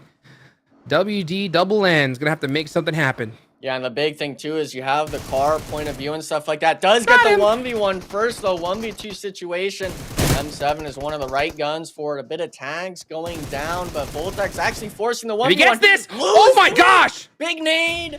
Not doing any damage, Jukes. We're down to just a 1v1 right now. Looking to play a little bit of dodgeball right now. It's a matter of who kind of lands who, both throwing it out. And if I'm WDN, I'm wanting to see him almost maybe go for a reset on the heel here. You know where the player's at. The problem is both of them are out of zone, Jukes. What is Maury going to do? Is he going to try to actually go back to that player? Oh, the blue zone is pushing is going to hurt big time. He's going to have to run out of the open. He's going to have to make a play here. And who won it? Wait, okay, yeah, all right. It is going to be Strangers BD winning that one. What a finish. Yeah, and I mean, for the most part, I think it was like you noted, the MG was the reason why he won that 1v1 in the end, because they were both 1 HP. The 3 gear with that crate weapon being able to be the deciding factor, but you got to give props, of course, to Straight on Nepal. The 1v3 getting 2 more elimination points, securing the second place. It's something we all love to see. And Powerbank, I know especially you've been waiting for Straight on Nepal to have some sort of performance like this. How are you feeling? I'm feeling sad because I picked them to win, and they were this close, man. Came down to the 1v1. And the blue zone, as soon as it started pushing them, I'm like, He's not. He doesn't got it, man. It's Papa Blue and the enemy working against him. But man, what a valiant effort from Straight Out and Nepal. They won multiple fights right there. And honestly, when they took it away from Titan Gaming and they had that clutch nade to kind of overcome that adversity, I was like, you know what? I think they got a shot here. You know, they started out quiet, 0 elims through the first half of the game, and then they started picking up that momentum. But guys, we can't count out Strangers BD again. Quietly winning the game. I mean, you know, Straight Out and Nepal was the headliner there, but Strangers BD picking up the W, and consistency has been the key for them. They've been on top now for one game, and they've been in the top 5 numerous times now. So Strangers BD, one to keep our eye on. Jukes, this was an interesting turn of events early on. You saw Robert pick up the kill for Control there, but the tables were turned super fast, and Titan Gaming was able to turn things around. Yeah, I think Control just got a little extra hungry there because they realized it was Titan Gaming after getting that early thirst. So, you know, they wanted to take them out because they're the team that they need to pass on the leaderboards. And so they rushed it just a little too fast. We saw one of the players get shot out of their vehicle, and then it just turned around. So a beautiful play from Control off the start. But man, ICU, you got to give them some props too. These guys fragged out in this one.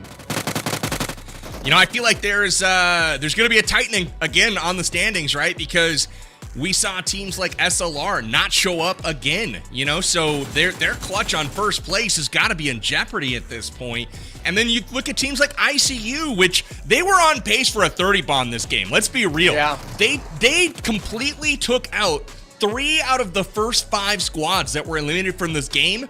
It was ICU that was the one doing the damage there. And one thing that I noticed was they took out 4 bros and they took out Black Mamba. So I'm wondering if ICU is doing a bit of hunting, as we kind of alluded to before the game, and padding those stats. I think it's working out really well in their favor after they picked up 12 elims that game. Enigma, I don't know if you caught where those things happened or if it was just coincidence, but Nemesis, Black Mamba, and 4 bros all taken down by ICU Gaming.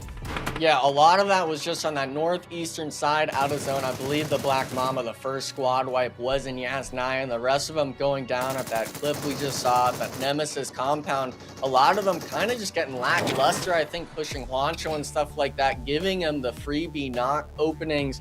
But we can see it right now. The match rankings, obviously. Look at the right side. It's a bit rough. We have 13 total points and 12 of them are to ICU. But the top side here, of course, is something a lot of these teams in the top 3 weren't expecting. You know, I got to give a shout to Golden Eagles. That's the second game in a row they've come up with the top 3. And that is the start that they needed. Again, remember, they started this towards the end of the day yesterday. They were non-existent for the first 4 or 5 games.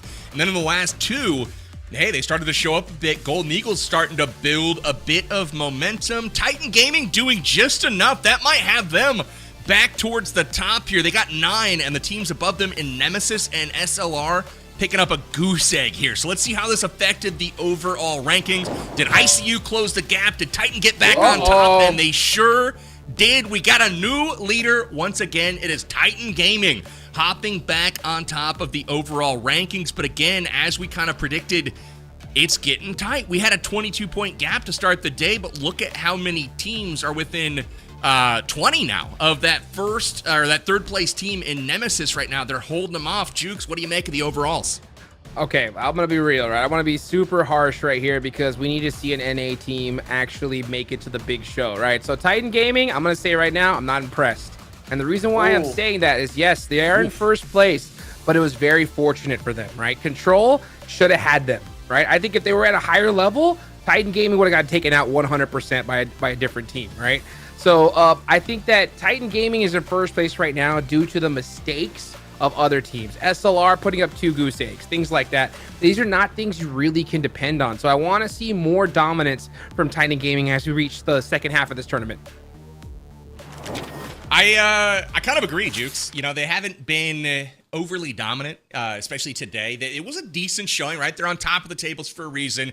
But again, if you're losing a man early on like that, you know, getting pulled up on and you're not able to get out of there, you shouldn't be winning a 3v4 to follow that up, right? And somehow able to worm your way out of that situation, as Mustache Dave would like to say. But ultimately, that is what happened. They are back on top of the tables. I would love to talk about Taco Lovers and ICU Gaming for just a moment. Both of those teams are absolutely crushing it. They need to step up the rank, though. They have the elims in the bag, but no rank. So we'll see if they can do that in game number 3. Let's go ahead and take a quick break. Make sure you guys keep it locked right here. We'll be back for game 3 in just a moment.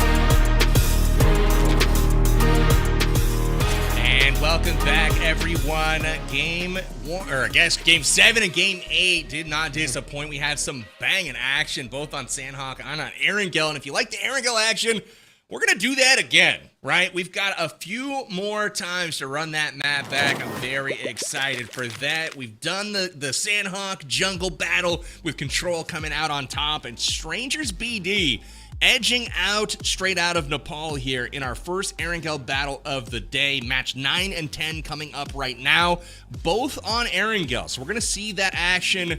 Once again, Jukes, talk to me a little bit about what you expect on this next version of Erangel.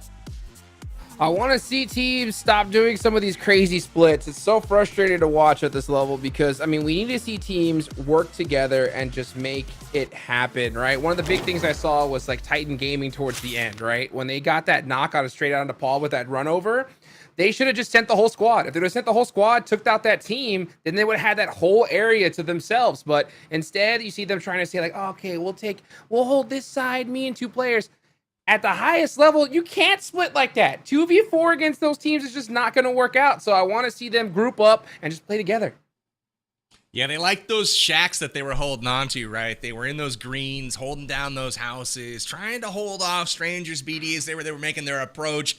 Jukes, I feel like you're hating a little bit. I feel like you're hating on Titan. Is that what's going on here? Are you a Titan hater? Dude, I'm an NA hater right now, because I want to see them grow. I want to see NA make it in the big show more than anybody. My heart is soaring. So when I see these little mistakes, and when, like, for example, when I was talking about Titan early on, I am looking at them as though we're seeing teams like Team Reject, some of these top squads going against them. I'm like, no, if they would have gotten that knock, they're out 100%, right? So I want to see some of those little tweaks get, tightened up here because I want to look at a team in this upcoming tournament and be like, yeah, NA's coming back, baby. Absolutely. I would love to see the overall standings one more time because I got a question for Enigma here. Basically, if we look at the overalls and we focus in on one team, and that team is ICU Gaming, I got to point out that they are destroying the lobby when it comes to elims. Would you look at them right now? 42 elims. That's good enough to hang with the big boys in the top 3. What is going on with the single-digit rank points, Enigma? I mean, I think a lot of this comes down to losing these single players one by one in that zone 3 to 4 range. We saw Valak get eliminated just in the vehicle alone coming downhill. You never really expect that as a competitive player.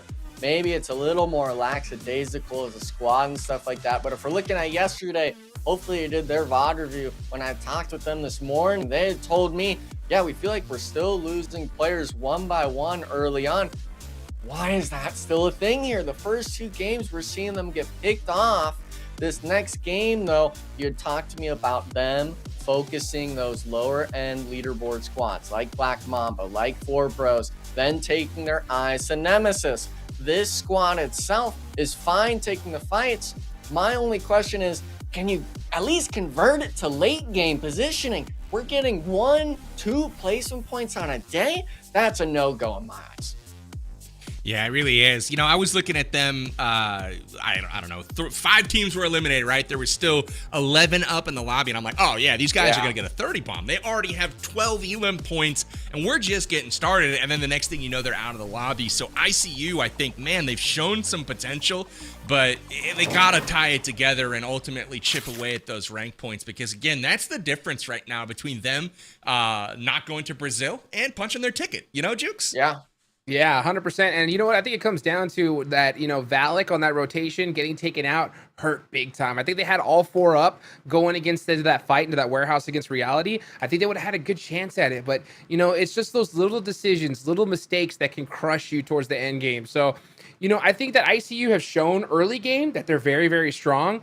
But at a certain point, they got to flip their switch and say, okay, all right, this is no longer early game. We're in zone 4, zone 5. Let's tighten things up, right? Play it safe.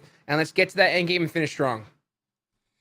Jukes, I don't know if you could blame it all on Valak, man. I think his tranny's stuck, I feel like he was stuck in first gear. A car just wasn't responding properly. It's got to be something like that. He was taking an awfully slow joyride, though, on the top of that ridge. especially with two squads there. It wasn't just straight out on a Paul looking at him from distance. There was a squad in that compound that he was next to as well. But I gotta wonder, there's three teams right now that are within 11 to 13 points out of the cut right now. In fourth place, we have Team Control. They're just 11 points back. And then in fifth and sixth place, we've got Taco Lovers and Strangers BD that are tied up right now.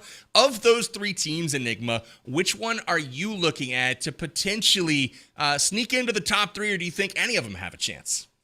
Well, I think all of them definitely have a chance. They're putting up more ranked points and eliminations than ICU right now, it seems. But in terms of those three you named, I'm looking at Taco Lovers. They started off strong with that map one, just like they did yesterday. Getting those eliminations obviously wasn't the win and stuff like that. But that squad themselves have proven to me at least that they're at least picking up those early game eliminations, whether it's 3, 4, 5, 6.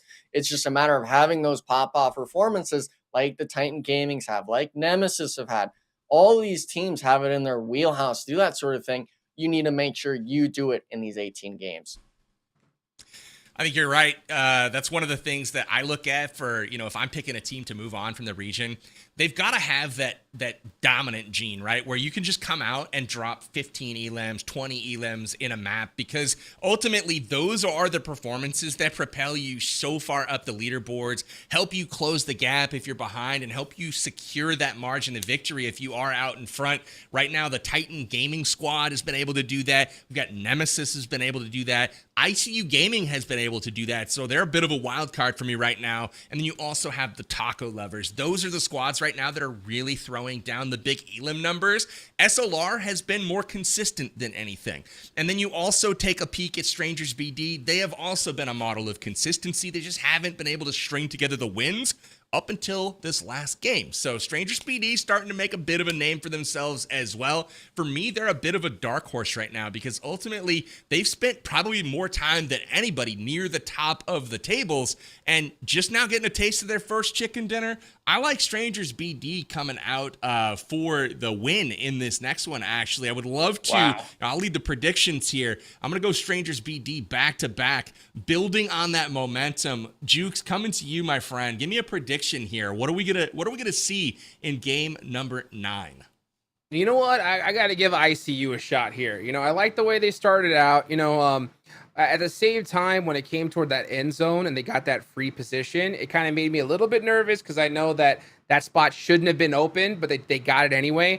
I think that after that dominant just eliminations, they're going to come into this game just a little bit more confident, strong, and really want to get that chicken dinner to kind of get back because I think they had that last one. It's a fair choice. We'll see if ICU can piece it together, man. I've been rooting for them. I like the players that they have on the squad. I think they're talented. Might be a little bit new. They're still starting to gel a little bit, but they got the skills, bro. They're climbing up the elims and they're within striking distance. So Enigma, coming to you. Predictions, game number 9. Who's it going to be? Well, what I'm looking at right now, shout out to production, of course, for getting me the stats, but Nemesis looking for their first point today. After those 2 games, dropping basically goose eggs on the first 2. So I'm putting the spotlight on them. I'm wanting Nemesis not to wait till Miramars to get their points up. I'm wanting them to start now so they can finish the day strong and get up into that top 3 and potentially even that first place spot. Because right now, they're looking like a dead fish in the water. A dead fish in the water. That gives me a striking visual, I must say. Another team that, I'm saying there's a floater out there, you know what I mean? And it's Nemesis. Anyway, we're going to be hopefully keeping an eye on them to do well in game number 9 today. It's our 3rd of the day. Remember, guys, the top 3 from this weekend's action will be moving on to join the others who have already qualified for PMSL Americas. That's happening May 22nd through May 22nd through June 16th, all the way down in Brazil. It'll be on land. Here are your teams that have qualified. And Jukes, walk us through what you're seeing from some of these other regions. Oh my gosh. I mean, you look at the squads, you got monster names here. You got Alpha 7, Influence Raid. Brazil's coming in hot. LATAM as well as nobody to shake your head at for sure. And the crazy thing is that I'm thinking like every time I see a 3-day tournament like this, I'm referencing PMGO, right? Because that just happened. Alpha 7 got second place. So you know they are frustrated. They wanted first place, and they had the most ridiculous first day that we have seen. I thought that they were going to win this thing like by a shoo-in after day one, but then we saw Team Reject just dominate with their aggression. And the team from Japan that won that, they did it with just nothing but just eliminations and dominance. They just stuck together like crazy, and they were so hard to take out. So I want to see more teams here in Americas kind of emulate that style a little bit, right? When you see an advantage, send the whole squad. Take everybody there, you know, because even if you do lose that fight, oh well. But if you win it, you could win that game with some double-digit eliminations, which is needed in order to make it to the top 3. I love it. You see Alpha 7 do that quite often, come out and just, throw up 3 chickens in a row on the first day. And unfortunately, they weren't able to get out of there with a W. So they'll be coming back with a vengeance at PMSL Americas. Again, that goes down next month on land in Brazil. And 3 teams this weekend will be vying for their spot to punch their tickets to the tournament. They'll be joining the likes of N-Hyper and the rest from LATAM and Brazil. But let's not delay any further. It is Game 9 coming to you live from Erangel. Hot Jukes and Enigma, take it away. Thank you so much. Power Bang! Oh my goodness. So good to be able to cast with a big PB once again. And Enigma, man, I mean, it's been a while since we were able to work together during the Titan series. Now we're here at the PMSL Americas. I bet you see quite a bit of a difference here, huh? What do you think? Yeah. Well, I mean, for the most part, I've loved every second of it. And for a lot of these players as well, it's not just from PMPL. We're going completely new. We're going to PMSL. We're going back to those offline events. We're changing the duration of it being just a few days. You're going to be there for a month. I'm wanting to send our best representatives. There's a reason why this qualifier is happening for a reason, Jukes. As much as I'd like to name maybe 4 or 5 of these teams to go, we're only accepting 3. A lot of dreams are going to be crushed here tomorrow night and stuff like that. And some of them maybe even today, depending how their performances start to go out. But the main eyes I'm looking at right now, Jukes, you had talked about it before, is Titan Gaming. That last game, I can't even stress it enough. We're having people wanting to do duo plays. We're not working as a squad. I mean, we're looking at Alpha 7 when they play in previous tournaments over the last year or 2. And they're just dominating teams as a 3-man because they're playing together. They're acting like they have the skill set, which they obviously do, to still be able to take the fight to these squads. And our region right now, unfortunately, is a little bit on the back burner in my eyes. We're needing to step it up so we're able to compete in Americas and hopefully shoot ourselves up in those PMGCs, PMGOs, PMWIs, whatever it's called at the time, for us to be able to get our name out there. Yeah, I just think that the meta has shifted so much, especially in just recent, months. Yeah. And, just looking at it, those splits, in my eyes, these 2-2 splits. Hold on, let's look at this there. What a shot! Wow! No, not wow. Wow! Look at that, right? So as you go ahead and try to do the same thing on the Salty here. Salty with just an Uzi. Not going to be able to make it happen. So, wow, look at that. 4 bros coming out with a vengeance. And PB said it earlier, right? 4 bros just always in the fight right off the rip. So, that does kind of remind me a little bit of Team Rejects because that's what they did during PMGO. And it worked out for them. But, hey, if you want to be able to be the best, right, you got to play like the best. And that is a team that is no joke. So, a good start for 4 bros for sure, especially with 3 eliminations. Yeah, they got to think that they're the best. And thankfully, 4 bros is the team that kind of comes out on top of this. I'm not sure if Dauntless was trying to contest the same vehicles and they all just kind of lost the race to the driver's seat. But now it's just going to be Klaus. And we have seen wonders come from this player, but it's usually with other teammates alive. Dauntless, I was about to say that, they had some pretty good performances today. Few eliminations and stuff like that. And now it's just, unfortunately, falling apart. A lot of these teams, though, you're going to want, if you're those top teams, obviously you want to be the ones to get the points. You want to bring that point gap back like we saw after day 1, after the 6 matches.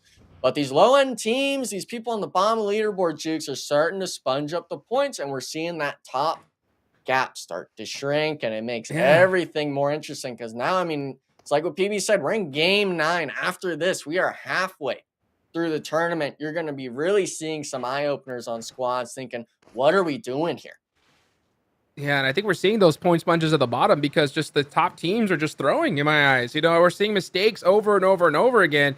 Yeah, we saw Titan Gaming get some points in the last game, but like I said, I think it was just due to fortunate events, at least for that one, right? That one, I think they got a little bit lucky. They took advantage of it. And that doesn't happen often. And I'll tell you what, once we start facing these Brazilian squads, it's going to very rarely happen. So now Klaus gets spotted out and taken out. So 4 bros taking out the entire team of Dauntless off the rip. This is that start that they have been begging for. And 3 of those eliminations coming from Lao. Yeah, I mean, you love to see it. And as this sort of squad, I love how you've talked about it plenty in the past, Shooks, of these teams need to not leave it up to luck. They need to take the initiative and start doing things themselves. So at least you know that it wasn't up to luck. It ultimately, at the end of the day, was just how your squad performed in the tournament. And 4 bros, I think they've finally started to realize, unfortunately, at the halfway point, maybe it is still early enough for them that, hey, we're doing this completely wrong. We need to start shaking things up. They take the fight to Dauntless and ultimately get 4 free eliminations to their name without losing a single player on Erangel. Yeah, you know what? That's something I was talking about when it came to like the meta shifts, right? The way I see the meta going is an all or nothing play style. Yeah. Okay. When you go into a fight, you have to send the whole squad as if you're like, okay, we either win this fight or we all go out right now. Yeah. Like no more hedging your bets because, when placement points were worth 20 points. Yeah. You know what? If you lost a fight, okay, let that one person live and just run away and try to get placement points, right? Yeah. Because it would work out. It would work out. It would work out for the overall leaderboards. That's not the case anymore.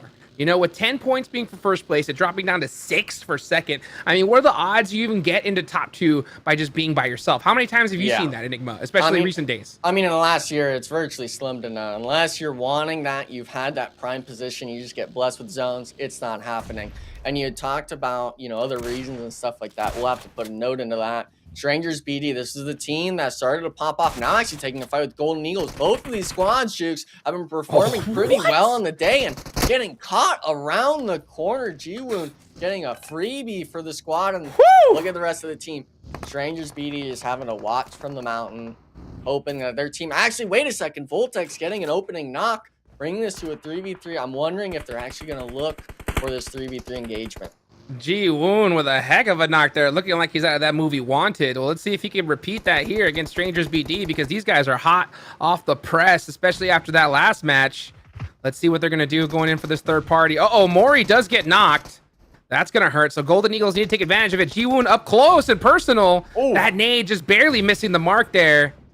Now, let's see what happens here. Where's the rest of Strangers BD? They need to start getting onto this fight quick because SLR's around the corner. They're going to be looking down at this fight too.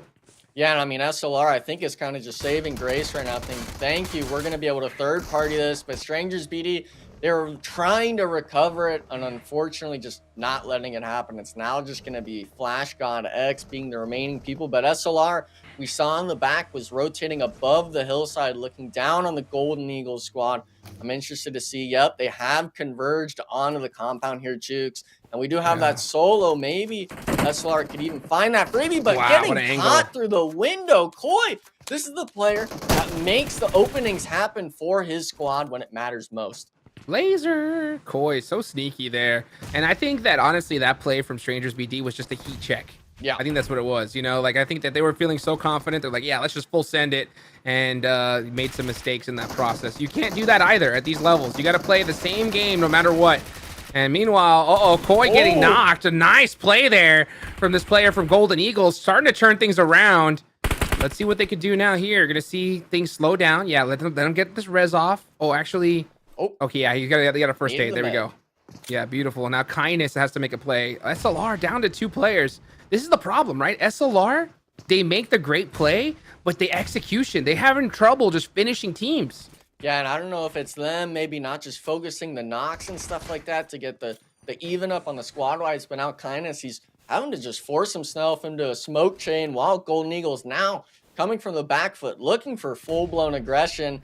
Kindness is really hoping that White Eulogy is going to be able to give some sort of cover fire, because 1v4 situation, one of these stairwells is not a pretty picture in my eyes. Yeah, I mean, I think these guys just need to, I think they just look inexperienced when it comes to just like team synergy, right? That's what it looks like. I mean, we know the individual player skills there, but you see players just kind of all over the place trying to make plays by themselves rather than working together, you know, covering each other's angles, things like that. And I think that's why we're seeing SLR suffer in fights like this. Yeah, and it looks like Eulogy was able to pick one off of Golden Eagles and stuff like that, but it's not even just a 3v2 situation anymore, Jigs. We have KR Esports coming in from the east side. Control as well is coming in from the north on the edge. This fight's going to be just drawing like sharks in the water to this one specific compound.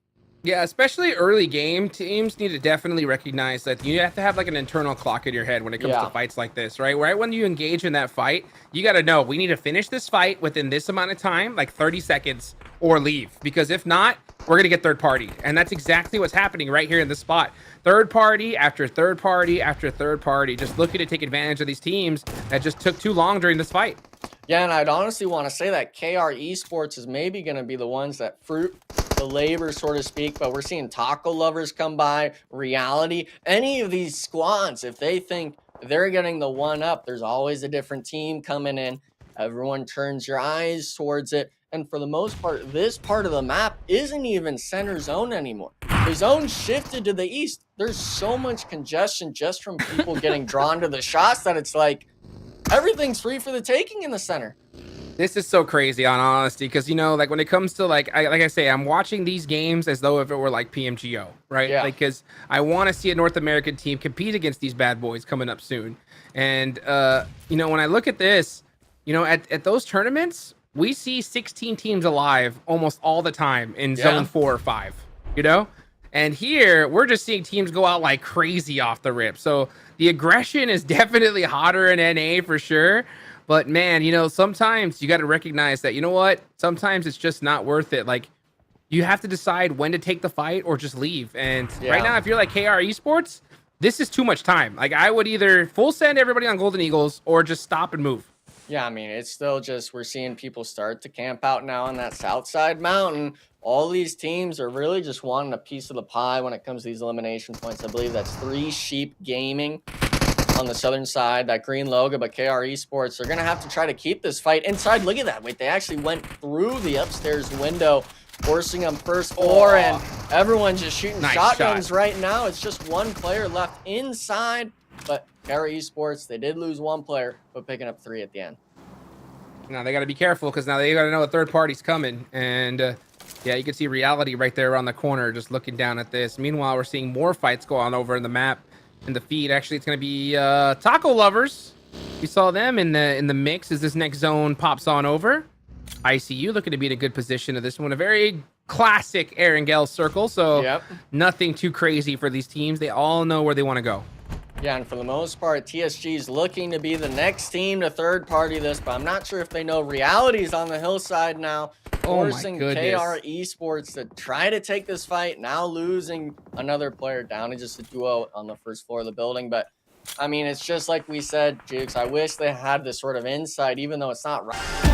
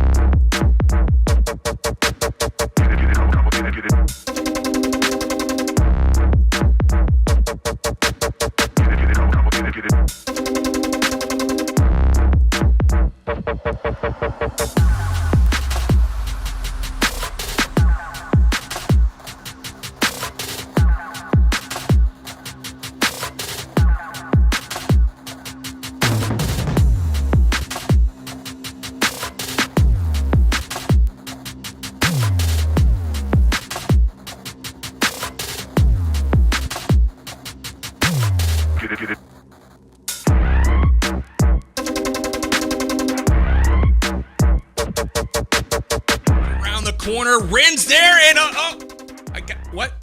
Oh, wait.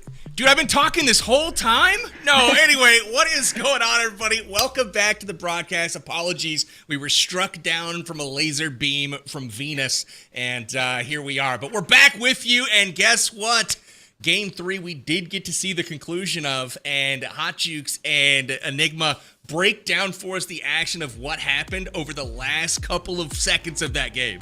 Cool, those dang Venusaurs got us again. You hate to see it, but I'll tell you what, man. Titan Gaming crushing it right there towards the end from the spot that we were complaining about, Enigma, because ICU had it. They had that location, gave it up to Titan Gaming, and right towards the end, they were able to clutch it out and get the chicken dinner. Yeah, but it all starts off with how Nemesis decided to take their fight. Spec, we saw just before the cut, getting caught out by the solo TP player on the edge of zone. And Nemesis actually tried to do a saving Private Ryan kind of play, losing Fate in the process, dragging them down to just 2 players. And ultimately, it ended in their demise, leaving just Titan Gaming and the Panthers to battle it out. Obviously, with us seeing Titan Gaming coming out on top. But we see it now, of course, with the overall Titan Gaming getting more points as well in that first place position. So 9 games are done out of 18. We have reached the halfway point, and Titan Gaming picks up their second chicken dinner in game number 9. They're able to hold off Nemesis towards the end of that game, as well as the Panthers, to get the job done. But big news, Nemesis and Titan Gaming have expanded their lead just a bit there, so it's everyone else fighting for position. We take a peek at the bottom of the tables, straight out of Nepal, slipping down a little bit, but the Panthers gaining quite a bit of ground.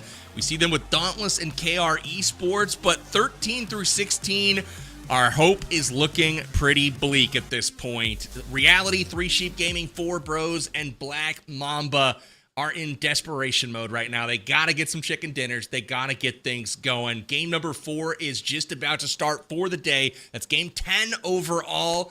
And Hot Jukes, I gotta ask my friend, obviously Titan Gaming coming off a big win last game. Nemesis looking real good. Momentum starting to pick up. Who's your pick here for game number 10? Oh, man. Game number 10, I'm looking at it. Honestly, I'm going to go with Strangers BD. Because you know what? These guys, I know it's kind of an outlandish pick, but you know what? They had 61 total points so far. They're not too far behind 4th place. They're one of those teams that desperately need them. I got to go with them.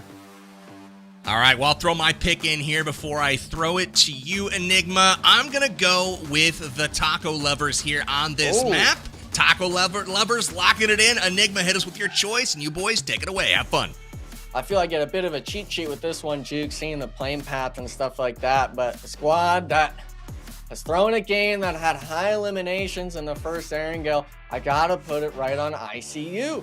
This squad has the drop spot. It's the last Erangel of the day. Big key takeaway for a lot of these teams. And this squad, they've been getting some eliminations, but they're really kind of just disconnecting the plug out of their brains when it comes to everything after zone 4. Yeah, it's pretty crazy to watch, you know.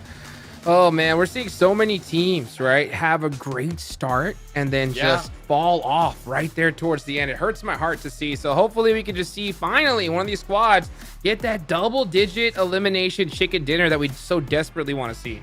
Yeah, and I mean, we obviously want to see all these teams try to succeed and stuff like that, but the teams that we have high expectations for are really only performing on 2 out of 6, maybe 3 if you want to give them a bone on those 4 or 5 elimination matches they get randomly throughout the night. But it's like you said, you're going against the best of the best. I'm wanting to see some of these teams start to do a dominating factor, and even though Titan Gaming and Nemesis are in those 90-point ranges, I'm wanting that number to even be more. Show me that you deserve to go out of everyone else in the lobby, because in my eyes, it's a bit of luck.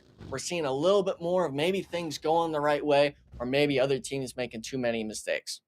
Yeah, that's what hurts to watch is, you know, I think a lot of these teams right now that are having some success on the leaderboards is because of those mistakes. And it's mistakes that you're not going to get away with. And that's for sure coming in later on, to, you know, if you make it to Brazil. So I got to see that dominance. And you know what? The thing is that PB said it best, right? For those teams at the bottom, it's their time to shine right here and now, right? I mean, we're now reaching that second half of the tournament. It's not over for them, right? By all means, it's not over, especially considering that we're seeing these top teams, not make it happen. One team in particular is SLR, right? Where are they? At the start of this day, they have just fallen off the map. Yeah, and I mean, it's goose eggs, it's maybe the breadstick or stuff like that. They're not getting any sort of points going their way. And you start to wonder, was day one kind of a fluke? It didn't look like it in my eyes, but we also have to wonder, this is a 3-day event. It's not just one day. It's not one set of scrims. This is a tournament qualifier for you to move on and compete. At some point, we're going to have to start cutting the numbers down to those 2 or 3 teams that move on.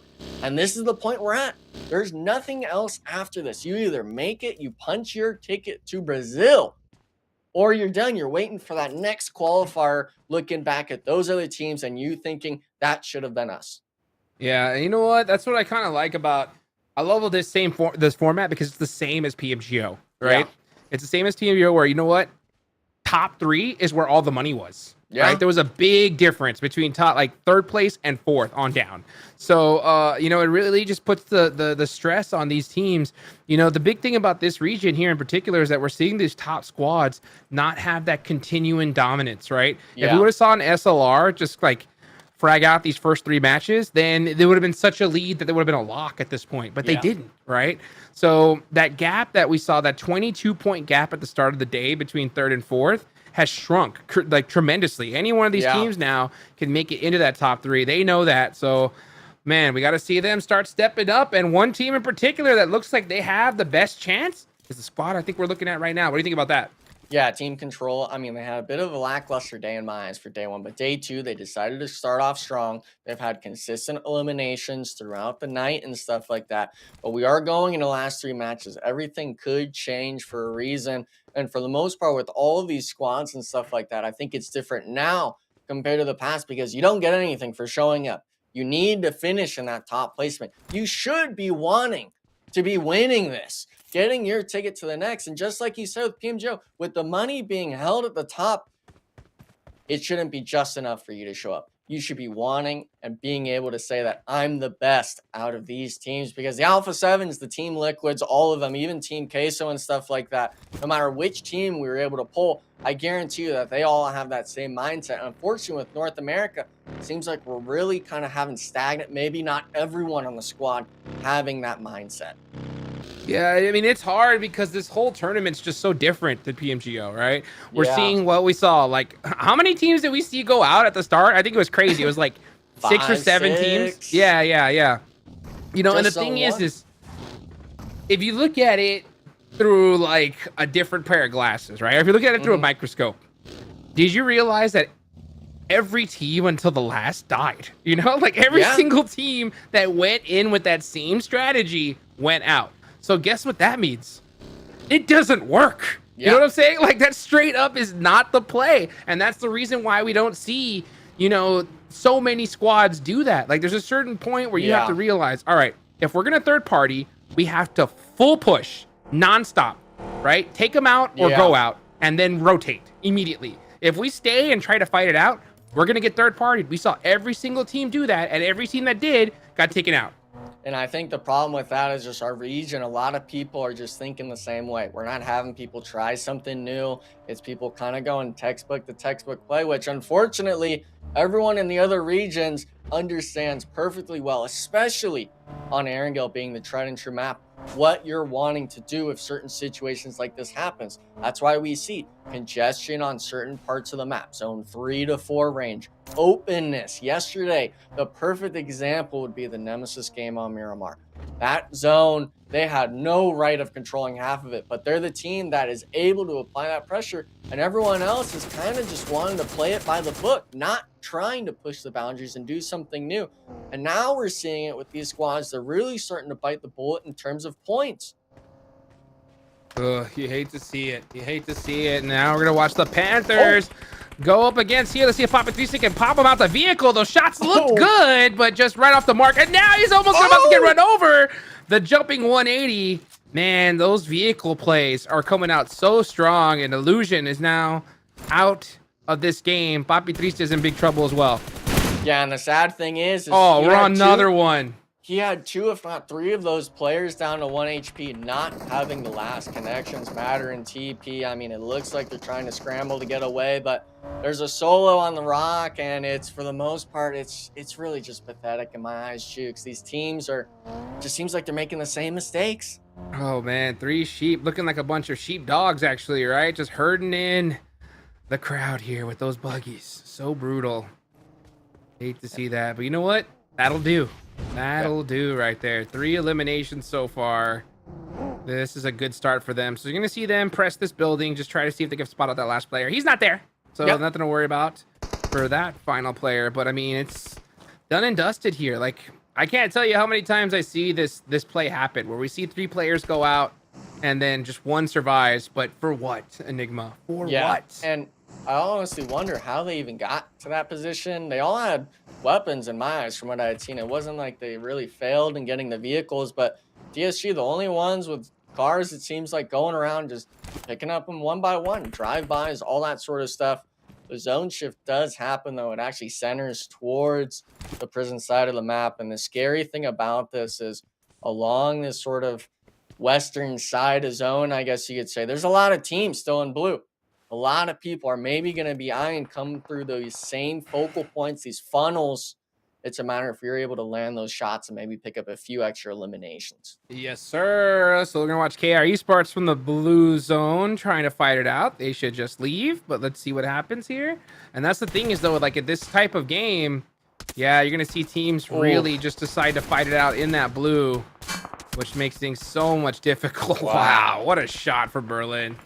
And that honestly was looking decent for KR, but unfortunately not getting the knock on the J7. Now it's just obviously clumped together, but straight on a pause, clumping together on this building. SLR, what the heck happened off screen? Oh my gosh, unreal, man. SLR just can't get it going here. This is their what is this, fourth right? Tough performance. Yeah. This day, they just done nothing. So, I mean, I'm so shocked to see SLR just throw so hard with the roster that they have now, but something's got to change for this team. I mean, they still have a chance because they did so well in day 1, but it's just not looking good here after day 2.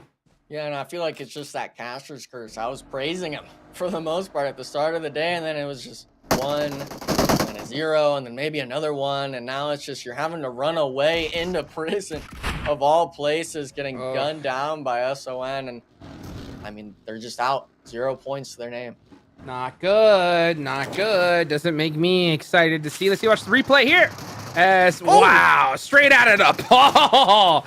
Coming in hot, just absolutely destroying SLR, cleaning up the points. Wolf OP, not messing around. Mamba's gonna most likely, look like he was about to go to the blue, but he survives for now. As KR Esports. There we go. Yeah, getting worked by Nemesis here. Yeah, I mean, 1v4, as long as you dodge the frag grenades, you know that you're going to get this elimination point. Nemesis, they still have all 4 players up. It's just a matter of time. As long as J7 doesn't get caught out here, doesn't even matter. No, sir. Hits him with the 1 tap. And I want to make note that Nemesis played this to perfection in my eyes, just going around the zone, being able to make sure that they're not giving any sort of opening knocks for KR Esports. But with that play with SLR, I want to go back to it, Jukes. You talked about the spacing of cars and everyone full sending. SLR had no chance in my eyes because it's 3 cars, one after another, aiming for each different player on your squad. And it's like, are you really going to gun them out at that point? The car is still going to move into you. It's going to knock you either way. That's what happens. That's what happens. And that's exactly what we saw there. You know, I like to see that. You got to have that full commitment. Just send the entire team. If we go out in 11th place, we go out in 11th place. Because guess what?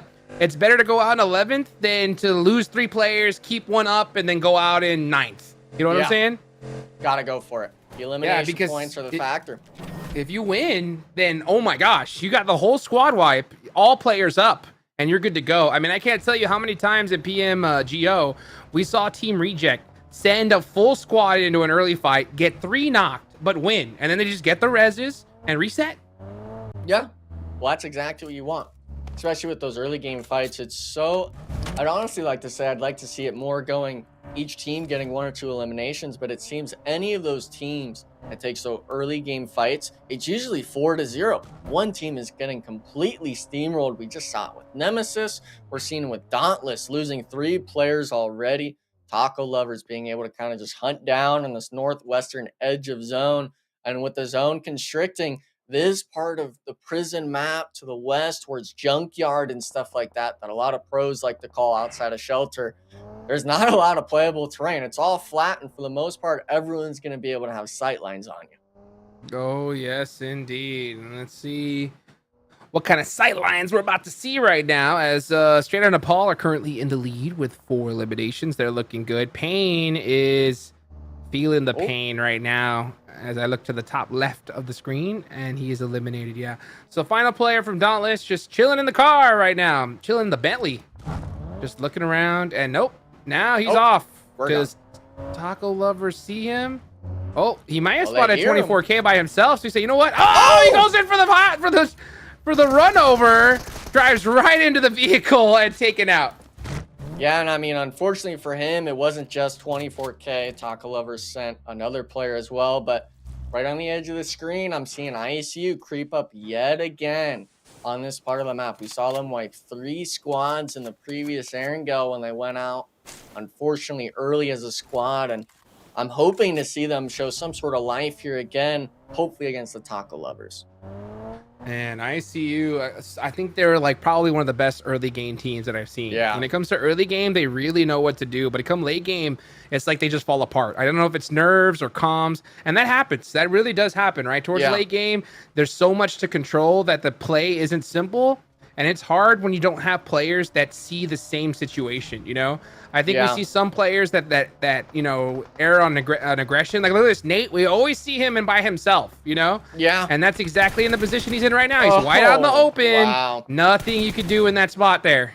No recognition of how these other teams are going to be moving. Obviously, when you're playing chess, you're thinking of your move, but you got to think 3 steps ahead, Jukes. You're needing to make sure that you're not getting caught out in the open. And I mean, it's just literally completely isolated from the squad. It wasn't even like Zuko stopped. There's no cover here.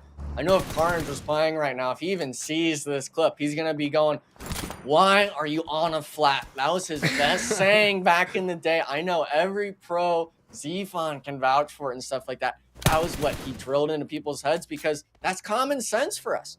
That's the standard of play we had back in the day. And unfortunately, there's been a few gaps in these sort of mindsets from players. You know, some teams just more focus on their own position and their own body. But like at this level, you really have to focus on where your team's at. Look at that. 24K getting popped out. You know, he was trying to get some recognition. But guess what? Boom. He's out of there just like that.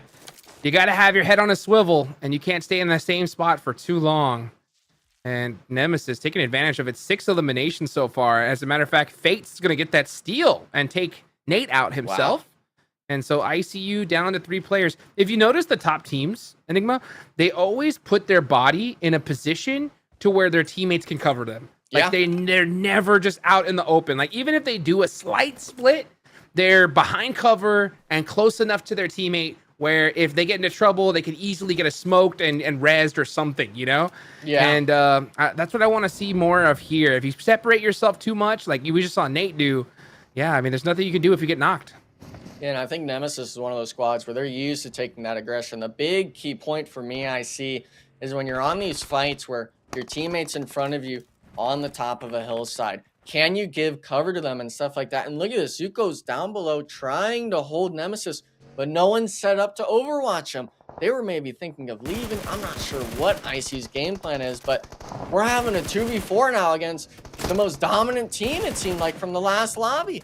Yeah, and ICU is just too separated. That pre-nade, though, from Juancho has opened things up. And Spec getting knocked is huge, so ICU not making it happen right there. As a matter of fact, that's just Juancho. Berlin coming out, though. Got to be careful. Jumps through the window. Tries to go for the jump shot. But, man, I'll tell you what, ICU needs to finish this fight fast because there are other teams just waiting in this area. They got to be careful. Yeah, Let's see how it's... Yeah, what's gonna happen? The scary thing right there is I really wanted Berlin to get the knock on Juancho. He gave the full reset, and Valak gets the read of re-knock on the situation. I think he understands that. J7, 1 HP, going for another nade cook, jumps inside, dodging the damage, but they know what it's all about right now, Jukes, and it's down to just a solo. ICU bringing this back in the 2v4 spot, but I'm seeing other colors start popping up on the screen. Is this really going to stay a 2v1 situation out here? Let's see what happens here. So right now, best case scenario is ICU just gets this elimination. I mean, again, ICU's so good in the early game. They're getting tons of eliminations, but they're not getting those placement points at all. Yeah. And they need them at this point because they are so far behind on the leaderboards. If they were currently like in the top 3, then this would be okay, right? But at this point, they need a double-digit elimination chicken dinner to catch up. Let's see if Valak. Oh, wow. He recognizes Berlin and takes them out. So next zone about to pop. Where's it gonna go? It goes down towards Mansion. Ooh. Golden Eagles are currently sitting there. 3 Sheep Gaming as well. And the rest of these teams are gonna have to start moving on in. Yeah, the scary thing is this is literally just a completely flat, open field. I mean, unless you're Golden Eagles or TSG, who's already set up in the center, you're gonna be fighting for a little lip on the edge of zone, or maybe just full sending into the bunkers. And if you're ICU, you wanted to have the 4-man to play against taco lovers and stuff like that, but now you're down to just 2. You're going to need to somehow weasel your way in and pick up more eliminations against all these other squads that have been able to stay alive. And Titan, they're starting to bring the pressure towards Black Mamba now. Let's see what happens here as Rido on fire, putting some shots down range. Let's see what Titan Gaming could do as they're keeping an eye towards 4 bros. A little bit split up right here. Let's see how they decide to work together, using those smokes to push on up and trying to get into this next zone. Here comes Remix from Team Control. Team Control been very consistent here. Let's see what happens with this nade onto Golden Eagles. This looks good. Oh, wow. Rocket launches that vehicle, and Golden Eagles are done for. Yeah, and Remix, I think, was the key factor. He went so close to the Golden Eagles without getting knocked, giving himself the pressure and the availability. But unfortunately, the rest of his teammates not dropping smokes down, covering the backside. Now is just going to be a solo. I really liked their positioning, but now that whole part of the map is completely free. He forfeited it to Titan Gaming. Oh, boy. They sure did. And you can just see Remix looking up on top. Last player up. Gonna try and put some points on the board by himself. So we're seeing a lot of these early eliminations and teams going out. It's so crazy to see that we're in stage 5 and there are only 8 teams remaining. Yeah, 20 players. I mean, we're talking not even more than 2 squads. That's crazy. Have the full 4-man. Everyone else, and obviously the elimination spread, we see it on the right side, 6-5-5-4. It's not just one team, since Nemesis was eliminated early on, kind of getting all these elimination points, which tells me that everyone's kind of having stragglers get caught out. No one's really being able to keep the 4-man up coming into that zone 6-7 range when it matters most. So tough as we keep an eye on Remix, just trying to get that intel. Next zone's about to pop. Next 45 seconds. So we're going to see, this is that planning phase right now. You got to dial it in with your squad, figure out what you're going to do. You can see 3 Sheep Gaming. They are very happy in this open meadow. That is their natural habitat. And just grazing. Yeah, just grazing right now. Trying to hopefully maybe munch on some Titan. Let's see if that's able to happen, though. Yeah, and I mean, there's all these teams around them. They hear that sort of commotion, I guess you could say, go down. And for them, I think they've been here for the last 2 or 3 zones. So they're kind of, looking up to the PUBG Mobile gods saying thank you. But at the end of it all, you've only got 3 eliminations to your name. You're going to have to stand up on your hind legs and start shooting. And hopefully they do get that chance. We're about to see the zone shift happen any second. A lot of these teams, it centers up actually towards that bunker mansion side. All these teams on the south, including taco lovers on the west, going to have to find their way in.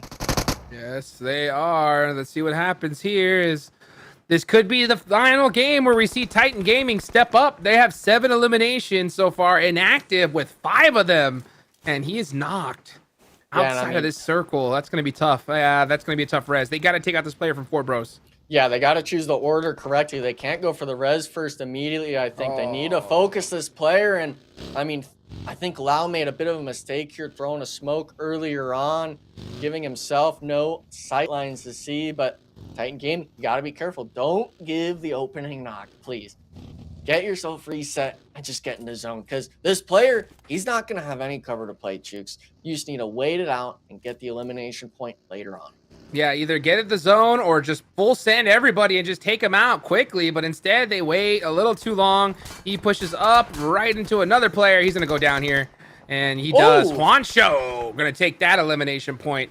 Trying to get that 2 per day. And so far, he does end up getting 2. So Juancho hitting the mark here on this one.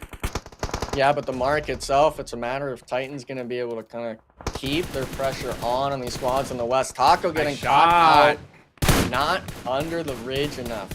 Really nice spray from him, but I'm looking at ICU. You've got 7 eliminations, but we're still only at 6th place if we get eliminated. This isn't a top 4, top 3 finish. And with everyone kind of coming around you, every single team's congesting. Valak having a lot of pressure on him. Actually, it's just Juancho now.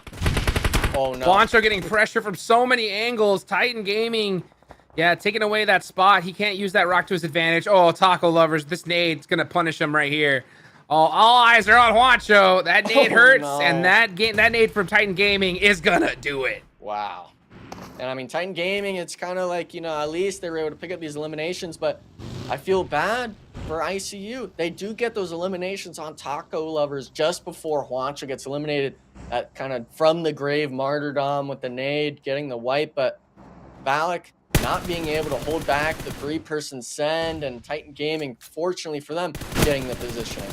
Wow, Titan Gaming looking to get that double-digit elimination chicken dinner. Wow. They have the angles. Wow, just taking advantage of the spot. I mean, they have the entire lay of the land here. Now's the time to just step up and dominate. Send the whole squad everywhere. There's no reason to even do, just send them everywhere. Just clean this one up. This is an automatic chicken dinner. Yeah, this is 2 solos left alive. As long as Redux doesn't, both of them don't get knocked, doesn't even matter. Down to just a solo now, and this is stage 6 here, Jukes. Titan Gaming 14, hopefully going to make it 15 if they can find the solo player. And I believe this player of reality has been solo for the last 2 or 3 zones. So nice placements from his squad, but look at this. 1 elimination to their name. The snake in the grass. Really worth making it happen. You know what I'm saying? Getting in some placement points here. You don't see this happen very often, but with an open field play, he's gonna take advantage of it. Did he get spotted? I wonder if Cash did. I mean, they have a few laps. Why even crouch at this point? That's crazy.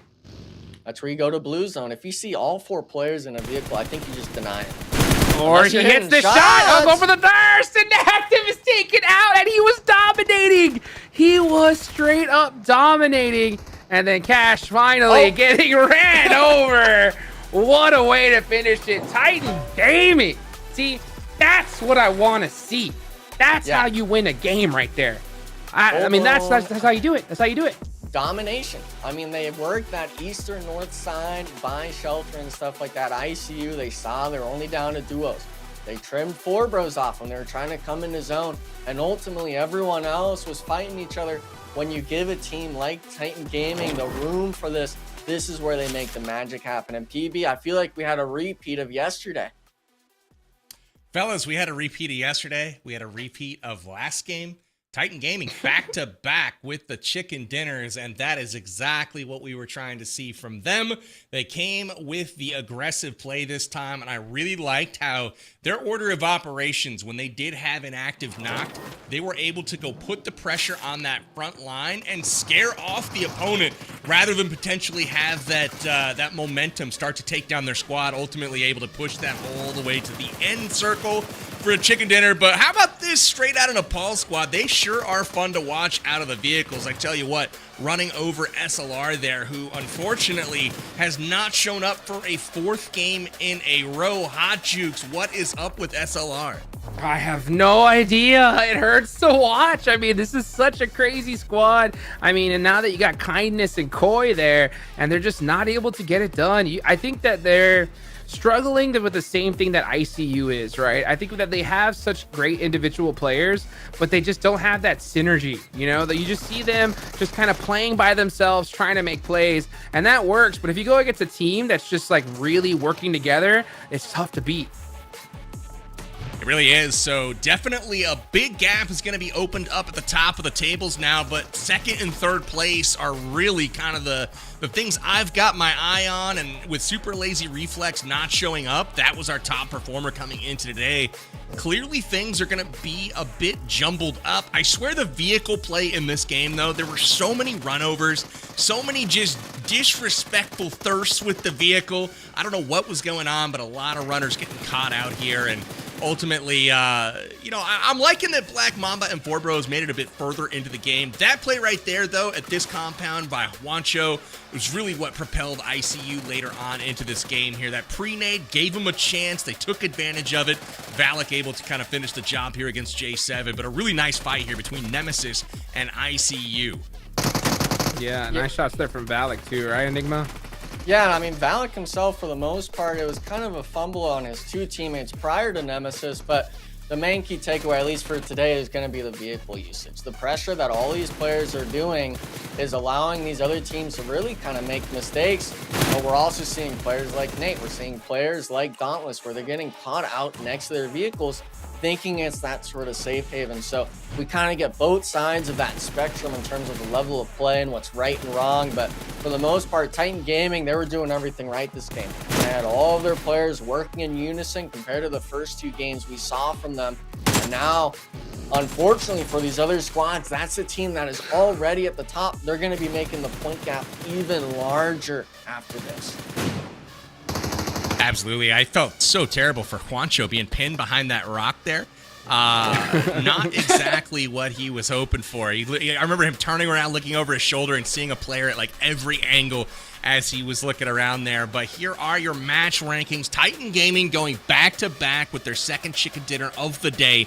24 points. That's a big, big performance from them because that's going to move them up the overalls, which is absolutely clutch here. Straight out of Nepal, another decent performance from them. They're not making big points today, but they've been pretty consistent and a lot of fun to watch.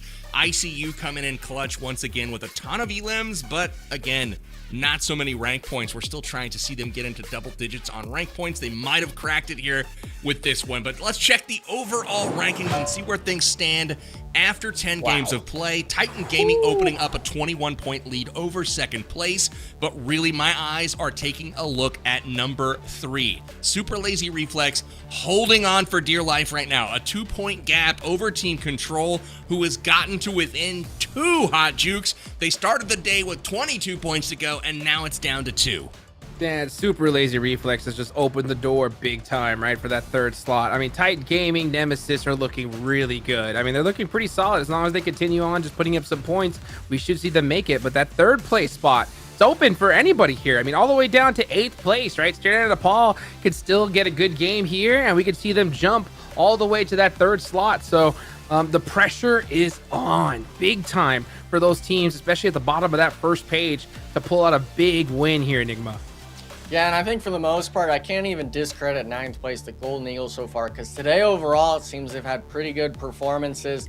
The Panthers, unfortunately, not being the case. But if any of these squads, I guess you could say above 12th, have one of those double-digit elimination games, I could see them maybe shooting up. But the problem is we're getting to less and less matches you get to play, with first and second kind of solidifying themselves a bit of a point gap. Everyone's eyeing third place, and we're talking over half the lobby doing that. Absolutely. So Titan Gaming having the last laugh in games 9 and 10. They've opened up a 45-point gap over third place, so they could not show up for the next 2 games and be just fine. We'll see if they can keep the momentum going. We'll take a quick break and be right back for game number 11.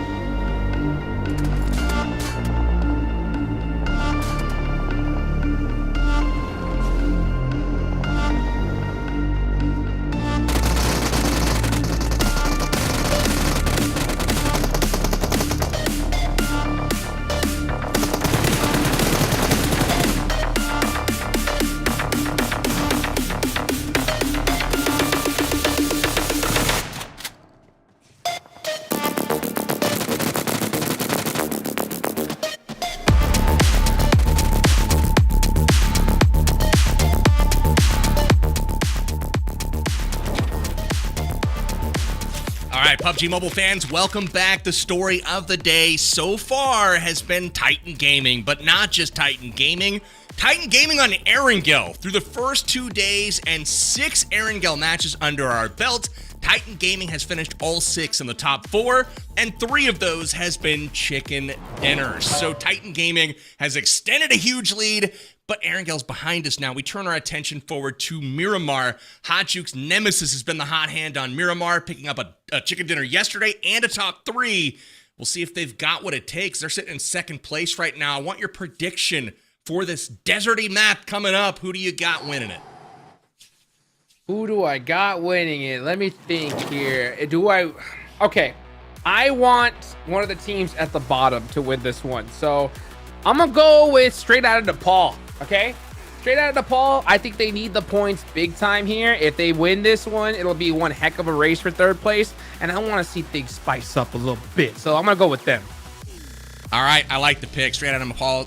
Straight out of Nepal? What? Nepal has been my favorite of the day so far, but I'm going with none other than Titan Gaming. They look too good right now. Enigma, make your pick and have fun with the game, boys. Match of 11 starts now.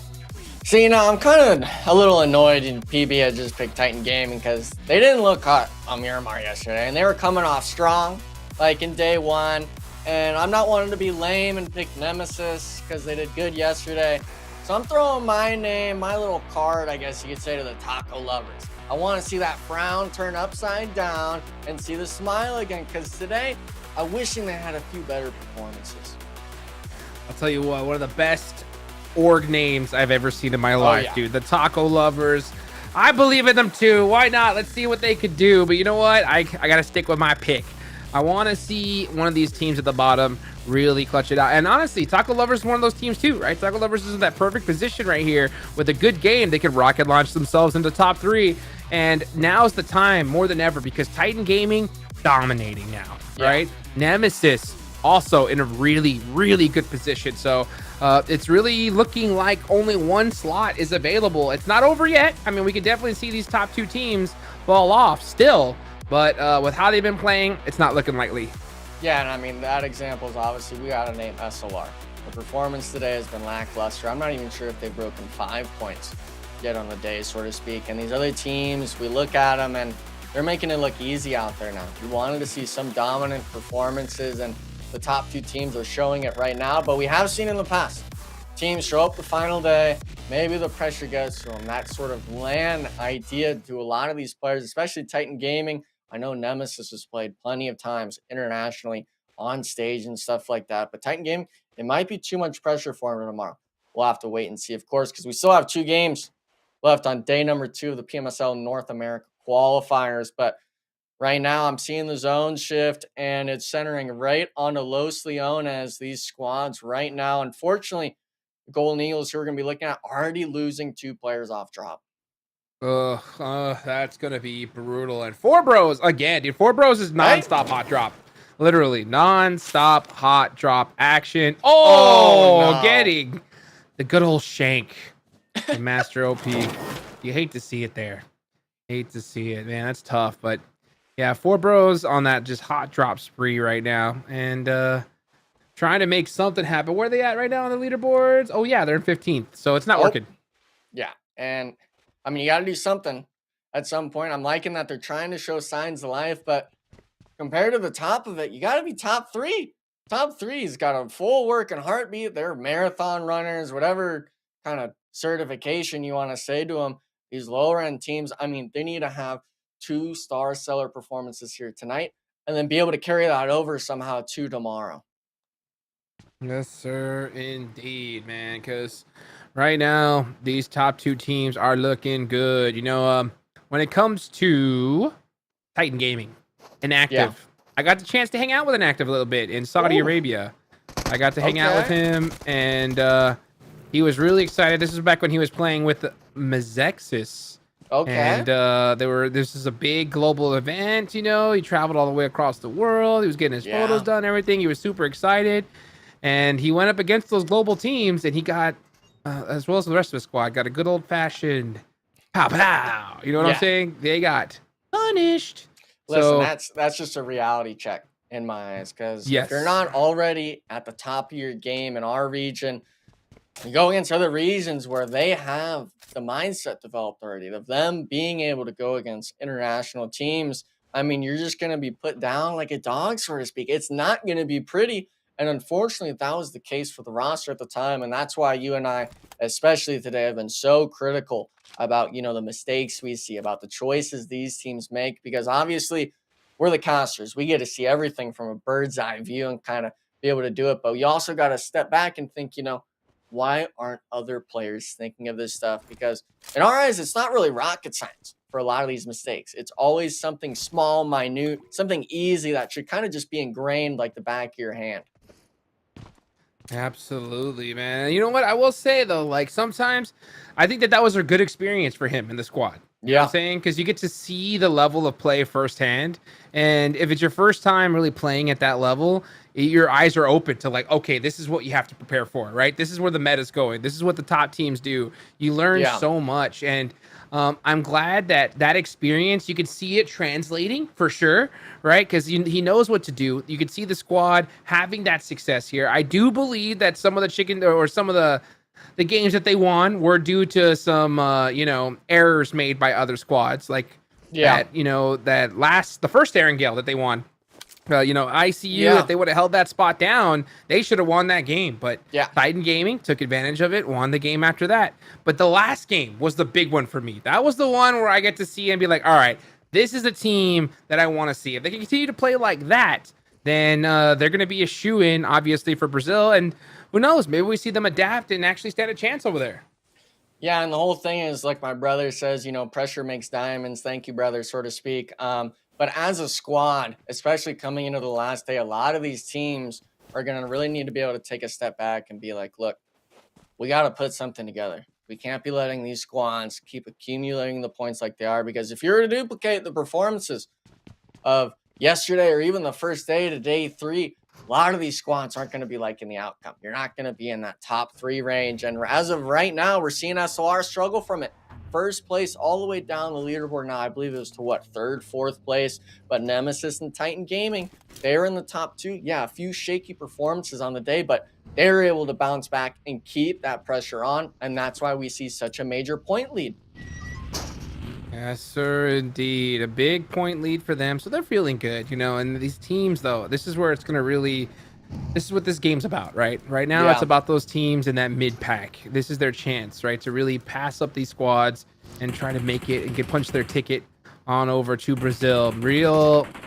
Reality Pain gets that initial knock onto one of the taco lovers, and he's going to get that thirst right there. So, oh, gosh. Man, just trying to get too much intel. And that's one thing I noticed, too, is I noticed in NA, teams, even though they get a location, there's always that one player that's just driving around, Yeah. And it does work out for intel, but we also see it be kind of like a coin flip. And that coin flip being that you lose that player due to them just getting spotted out by another team. Yeah, the main thing is I think we see other regions kind of pull that sort of aggression off, but they're not really understanding when to use it. And as of right now, a lot of these teams, they're driving up hillsides and stuff like that. We see TSG literally being the example right now. They're driving uphill trying to scout, but there's no Overwatch, barely getting into it now. But we look at it all, which team's really going to be coming out on top of this? And we're going to see right now, 3 Sheep Gaming getting some shots on the KR. And Sion's going to have to figure out what to do here. As he's looking back, going to try and pop in the vehicle, maybe even eject from this. Yeah, the rest of the team's too far away. This is what I'm talking about. No. Just too separate, and there's nothing that he could do. They're down to 2 players, and they're just going to take off. Yeah, and their saving grace for TSG was, I believe, straight out of Nepal, getting a knock onto KR Esports. Maybe even 2 of them knocked. We see him kind of dropping the smokes right now, but if straight out of Nepal is not there, you're getting wiped in 16. You're not even making it to the first zone closing. As of right now, obviously, we're seeing the shift, and oh, my... Oh, man. Oh, baby. Hey. Let's go. Hey, the Michael Phelps are going to be coming out. I know PB wanted that today. Some sort of swim action, but these 2 squads, thankfully for them, they're center zone. But if you're TSG, you could have had 4 players up right now. You would have been dead center, had the pickings of the world in your hand, and now you got to play duo. You got to give it up. That hurts to see, and that's what I'm talking about. Is that all it takes is, you know, these kind of zones shifts to really, I think, wake you up and realize that, man, you know what? A lot of these early fights are just not worth it at this point. I think that if you're a team, you should hunt down those third parties in the early game, because you know what, it could be advantageous for you. Maybe even camp a vehicle rotation. But if you're gonna third party, you have to realize it's all or nothing. We have to full send everybody. And if we can't win the fight in 30 seconds, let's just leave. Go somewhere else. And it's like you had already kind of lost one player, it seemed like, on the ridge line. Another kind of nemesis, mirror, deja vu action of saving Private Ryan. We're going for, you know, kind of evening the fight. And then you see the zone shift. And it's like, what the heck are we doing, guys? And you get zones like this. We're obviously going to say, you know, PUBG Mobile doesn't have any sort of luck and stuff like that, because this is the perfect example. It's your decision making before and after this of what you do in these prime positions. And for them, TSG, unfortunately, falling short of it all. Yeah, falling short big time, man. It's so tough, especially now that we're at that latter second half of this tournament. Time is running short, that's for sure. And you do not want to be in the last game of this one here. Yeah. Because especially it's top 3 that make it. There's going to be half this lobby that realizes they have no mathematical chance of making it in. And if you're in the last game and you need 10 points, it's going to be absolute chaos on that last game. You're going to have players that are sad, going to rage quit, that are just going to try to just run in, push everything. And you're going to have some toxic players that are going to try and take you out. You do not want to be there. So I think that now more than ever, you got to pretend this is the last day, you know, like when you're imagining as a kid, right? Like this is that 3-point line, you know, half a second on the clock. You got to make that shot. Yeah, and I've been in that spot previously with Wildcard and the previous PMPLs. We've had it where we're 3-5 points away from making a few extra $1,000. For this, it's even larger stakes for that third place spot being up for grabs for over half the lobby to take. And then you wonder, what are these lower end teams doing? We had teams dropping on us on the very last game, us coming into zone with 0 meds. It's a matter of how you're able to adapt to certain situations, because you do have to remember, these lower end teams, maybe they want to get out of the lobby sooner. Maybe they don't want to keep it as competitive as it has been the last 2 days because they don't have a shot.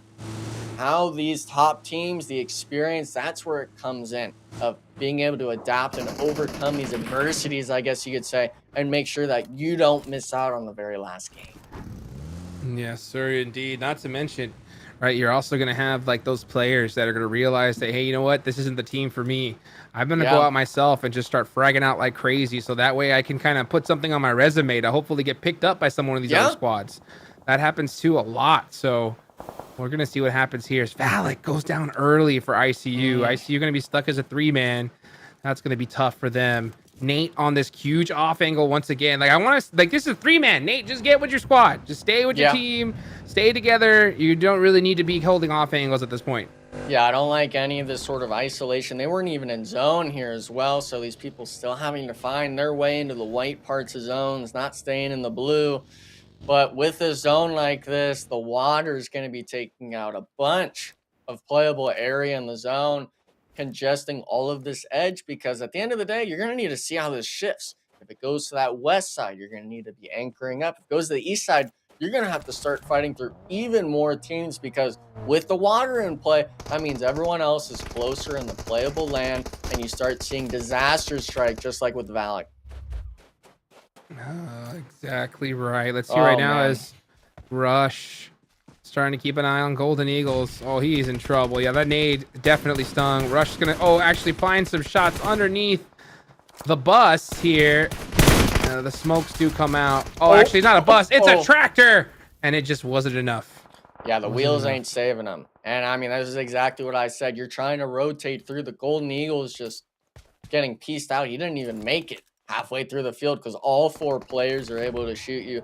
We see ICU as well off in the distance. They were able to get away, but all these teams are already losing casualties. We're actually down to 52 total players in the lobby, and we're only in stage 3. This is Miramar. This should be a map where we're seeing 16 teams alive, maybe 60 players at this part of the zone. And we're below that. It's wild, and we're starting to see fights come out like crazy in zone number 3 here. It's an all-out war, but then again, yeah, this does have to do with this circle, right? The fact that the circle, a good almost half of it is taken up by the water, so that basically turns this into like a stage 5. So we're gonna see right now, Crow from Titan Gaming. You know, they had a great few Erangels on day 1, and then just fell off in Miramar. Let's see if they could break that curse and put something on the board here. They're down to 2 already, and Rin was the one that had those 2. So we're gonna see right now is Crow just gonna try to full send it into this circle, and it is not looking good. Yeah, I honestly kind of question if you're one of these squads, do you ever think of just sitting in the blue zone and tanking it? The zone shift happens, there's a lot less water, but it's not like there was any land really to play to begin with, so you're having to still fight these teams inside. Nemesis is trying to take that action, but the Panthers, being the opening knock, they get the second one as well, and unfortunately for Nemesis, they get the return jukes, but they have the players across the street. They're not able to come up and apply pressure, leaving TP to potentially get the reset. Oh, yeah. Berlin's going to go for the rotation. I do like this, though. If you're Nemesis, just full send it at this point. Might as well. Try to go make it something happen here. And if you lose to the Panthers, that's not going to hurt you too bad since they're not in a position to try to pass you. So let's see what now is Berlin's going to try to apply some pressure. Ooh. Berlin gets the knock onto Illusion, but gets knocked himself. It's all up to Spec by himself in the back line. What you going to do, Spec? Yeah, I mean, this is a player that can make the magic happen for the most part. 1 HP. I mean, imagine if he gets that down there. He goes for the 1v1 in my eyes in the building, but unfortunately now we're seeing the third parties kind of come in. The TP reset earlier on, being able to play wonders right now in Spec. I mean, 1v4 isn't able to make it happen. He has done that in the past. Ouchie. But the Panthers, this might be a big loss here, Jukes. The zone's already coming in. I'm not sure if they're even going to be able to get the reset here on Rush. Oh, they should be able to. Yeah, the zone's going in a little slow. You can see him carrying him. He's going to pop him in that buggy. Or actually, no, right inside. Actually, next to it. Right next to it. I got him. There you go. And time to send it on into the circle. He's going to rush probably right here to this truck, maybe the dip. Nope, never mind. Meanwhile, we're going to see Reality down to their last player. It's Cash. He has 4 eliminations so far. Now going to finally start going for the resets here. Yeah, and I mean, if Reality can get the full reset off, it would be a huge game for them because they don't really have that many teams around them.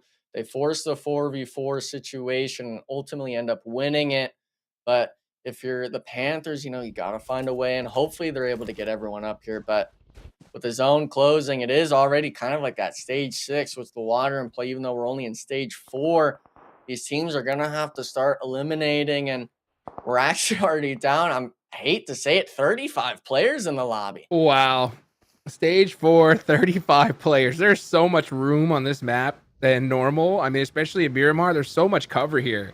They're going to have a lot of room to play. So these teams could definitely push on in here. There's plenty of ways to get into the zone. So these teams that are playing Edge don't have much to worry about.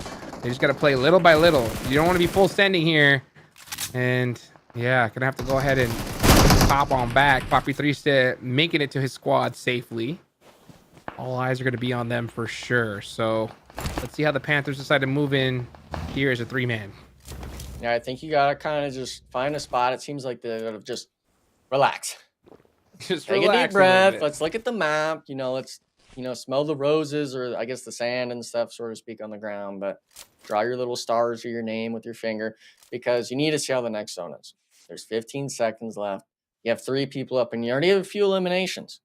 You don't know it. There's 11 teams eliminated, but depending how this shifts, you're either going to be working into Reality on the north side, or you're going to have to go south towards Strangers BD. And we're going to be seeing it right now. It actually shifts south away from all 3 of these teams towards the eastern side. So the Panthers going to be left with a difficult decision of which way on the map they want to rotate. Ooh, let's see what they decide here. What do you think's the best rotation for them? They got to go south. Even though you don't know Strangers BD is a duo, I guess you could say, it's the closest part in zone. Reality, you're going to assume, is going to rotate just east, like what they're looking at right now. They're already pinging it, because when you ping it, it shows up on the map. You can tell the distance yourself. You're going to let them make their own play, and then you allow that team on your south, the Panthers, to make their own move, and you fight them later on. But look at this. Reality actually going full fully into the zone on this hillside, still spreading out. I'm interested to see how KR Esports choose to play this, because I think they were thinking that spot was going to be theirs. Now they're going to be pressured out of zone. I'm so surprised that they took so long to take it too. Like, why are they? I mean, with this few players still in the game, like, you should try to take a central position at this point. You know, instead they waited and played comfortable, waiting for the zone to push them in.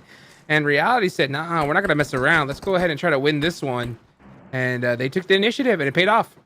Yeah, I'm wishing too, these squads like SLR and stuff that have the solos, I wish they'd honestly would have gone to the water and play that Navy SEAL action, because a lot of people probably, they might have been watching the water, but if you do it right, could have maybe gotten quite a few placements out and stuff like that. But now we're seeing it. You're having to kind of just make the mad dash in, play these sort of ridges, and I mean, it's still going to come down if you can hit the shots. And Maury running out of ammo.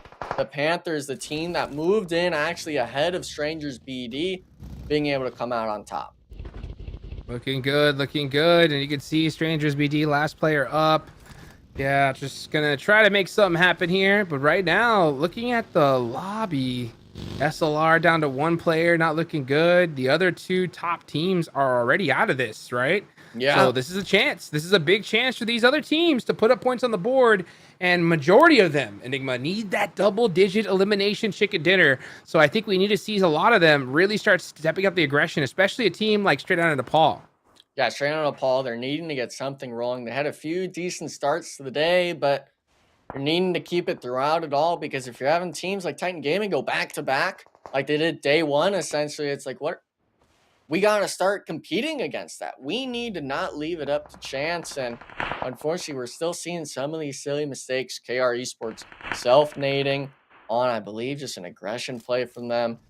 But these squads, I mean, you got to make it happen now. You can't wait till the last day, because those two teams, if they have good performances, even in the next game, they're almost solidifying them that spot. And then you look at SLR. Third place, we're looking at only 3 eliminations this game. Everyone else is getting the points right now, and you really wish it was them.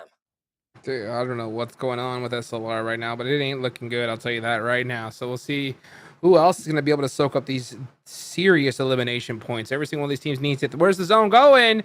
Will it head towards that center spot? It does. And look at that. Straight Out of Nepal, now looking really good.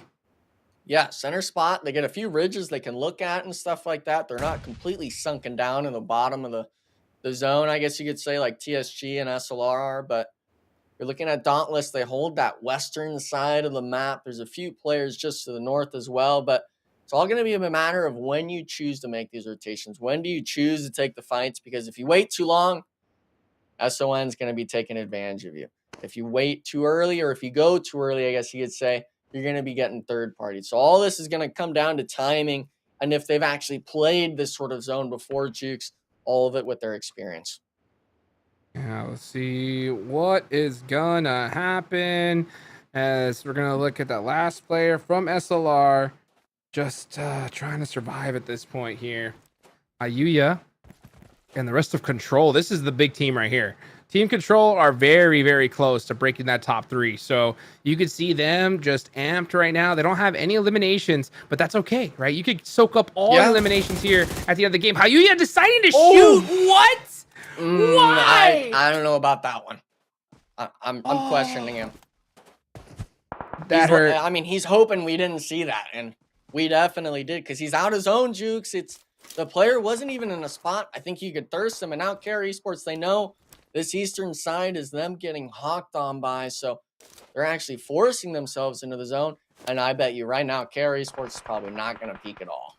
Oh, they knew Hayuya saw them, and KR didn't even realize that he was there. He could have done something if they would have just been a little bit more patient. Sometimes that trigger discipline is just so huge. And let's see what he decides to do, though. Can he make the best of it? No. Yeah, now he's just going to go ahead and leave. Yep. Or maybe just crest that hill. I mean, but this is what I'm saying. He's by himself, though. He could easily get knocked from back here. He's got to be careful. Just go with your squad. Yeah, I mean, a minute 20. Maybe he's thinking he's got time. But look, you already shot. You gave it away. As long as these other players that you're shooting at aren't forgetting about you, they have short-term memory loss or something, your spot's going to be useless. It's just like, why I don't know why you're putting yourself in a position that where you could get knocked. Like if this game, like I always say this, right? There's a lot of positions where it's like a coin flip, and to win games, a lot of the times it's just reducing the amount of coin flips that you take, right? Yeah. So like right now, he's in a spot that if he gets knocked, he's gonna put his team in a very bad position. Just go down with your squad. Just be there. If you get knocked, your team can pick you up. Yeah, there you go. Hayuya. Yeah. Let it go. Come on. Let it go. Come on, let's get it happening. We got 3 other teammates that are shooting. Thankfully, Remix is able to hit those shots, but be able to get the thirst. Thankfully, Ayuya is able to get it down, but Remix, though, now getting knocked. Thankfully for him being in the compound, Jigs, but, I mean, at that point, it's a matter of who KR would be looking at. If that was Ayuya in that position, he'd be dead to zone. There's no question about it. So it ends up working out for now. You know, it's those little question marks that are tough. And I'll tell you what, as soon as we get to Brazil, man, if they catch you out there by yourself, you're gonna be in big trouble. Because what if KR decided to stand on that side? Yeah. And then they would have been in a 3v1 situation against him, and then crest down the hill against the rest of his squad. So yeah, little things like that, you got to be careful. But let's see what ends up working out here. As team control, they still have everybody up. Now they have to move into the next circle. 33 seconds on the clock. It's time to get looted up and ready to go. Where are they going to send it? Are they going to rotate down south? Yeah, it's got to be the only way. Yeah, that's the only chance they have. They have to go down the hill.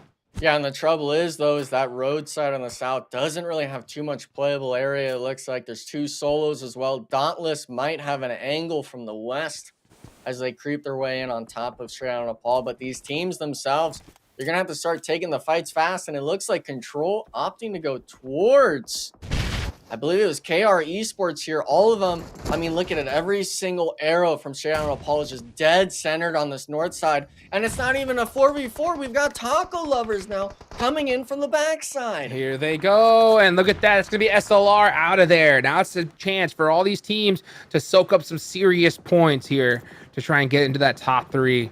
Dauntless, keeping an eye out. Up top, they lose another player, though. That's good. That's not good. Salty and Klaus really need to start pressing this. Salty gets a knock on a Poppy 3-stit. That's huge. Now let's see what Klaus can do. Could this nade hit? If it does, that's going to be huge for Dauntless. Yeah, I think they know where Illusion's at. As long as he can find it in the right part of the smoke, not throwing it actually to it. I'm wanting to see his teammates start ping spamming this rock, because at the end of the day, if you get this knock onto Illusion, it's safe to say you can get the reset behind you, but it doesn't matter. Klaus fishing out the players of the Panthers. Illusion will get the reset on his teammate, making this a 2v2 situation. But all these squads, they opted to take these fights, and it's going back and forth for him. Frady got that Groza putting in work, and that's exactly what they need to do. I think they need to control this north side now. Control the top of the hill. You can see them shooting some shots at that buggy just in case. Robert's focusing on the down end, though. They got to make sure they don't split their resources here. Focus on one team at a time. But it's so difficult on this edge. There's not a lot of coverage here, so they got to play this very careful. Robert cannot afford to get knocked in this situation. Yeah, I think an even bigger issue as well would be if that Straight Outta Nepal player gets thirsted out. I do believe Wolf is going to get reset. That would be a tremendous loss for him if there was to be the case. But Taco Lovers, they are able to camp out the Panthers with the help of Dauntless, eliminating them in 6th place. We're down to the top 5 teams. We still have a solo on that south side, but the rest of these squads kind of just grasping for where the heck all these other players are. Yeah, it's Straight Outta Nepal are in the best spot when it comes to central zone, but it's also very difficult to hold. So right now they got to focus just to not get knocked. Straight Outta Nepal could easily win this if they can control this spot, because everybody else is going to have to fight it out. But if they get pushed up on, it's going to be tough. That angle now taken away from 3 Sheeps, that's going to be huge. So now Control are in a really good position here. Taco Lovers with only 2 left could be a problem as well. But right now, I think it's really between Control, Straight Outta Nepal, and Dauntless there on the south. Yeah, I think it's kind of how these sort of zones play out and when people choose to move up, because this is stage 8.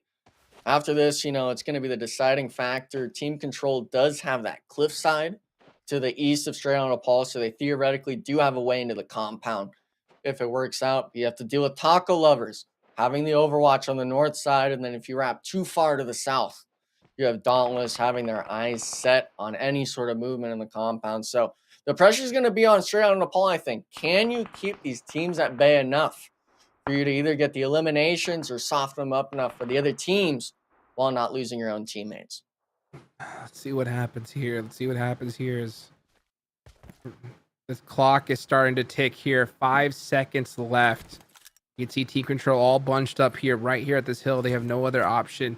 And now we're at stage 9, folks. This zone's going to come down to nothing. Straight out of Nepal are just holding it down. Team Control with that nade. Yep, instantly starting to push. They got to watch out, though. Just WDC him? He did. But that allowed Hayuya to get that push up. And now here they come. Full sending it onto the building. And look at this. Straight out of Nepal are so split. Wow. Oh, that nade, though, was critical. That knock on the Hayuya was huge. Yeah, 1-for-1 trade. We also see Dauntless was making their own smoke trail on that southwestern side, breaking it into straight on Nepal. And I think SON just focused too much on too many different angles. Team Control just running up, getting the thirst. We see Remix as well, putting some pressure on the backside. As long as Control doesn't force the 1v1s, I picture them getting this, but Wolf is taking it himself. 1v1 situation. Now he's 1 HP, getting body blocked. I really like that play out of the teammate. Getting the pre-fire. SON eliminated in 4th place. We do have Dauntless on the bottom side of the hill. Team Control getting the reset with the 2 solo players of Taco Lovers spread out outside on the edge. You said it best, man. Team Control, all they had to do was avoid the 1v1s, and that's exactly what they get themselves into. And because of that, they end up losing 2 players. Now Team Control is up to the will of Dauntless. It is a 1v2 situation, though. Klaus said, no, sir, I'm taking this one here. And now it's up to him against versus Taco Lovers. Klaus trying to win this game all by himself. Yeah, and he's rushing it. I mean, Taco Lovers 2v1 spot. The P90 was on Thursday. He gives the opening knock. Oh, the nade! Doesn't see it. He's healing on the outside, so big win for the Taco Lovers. The squad itself having those 2 players left alive. They love tacos. They actually spread out on that hillside, and I'm glad it wasn't a caster curse this time, PB. I'm always excited.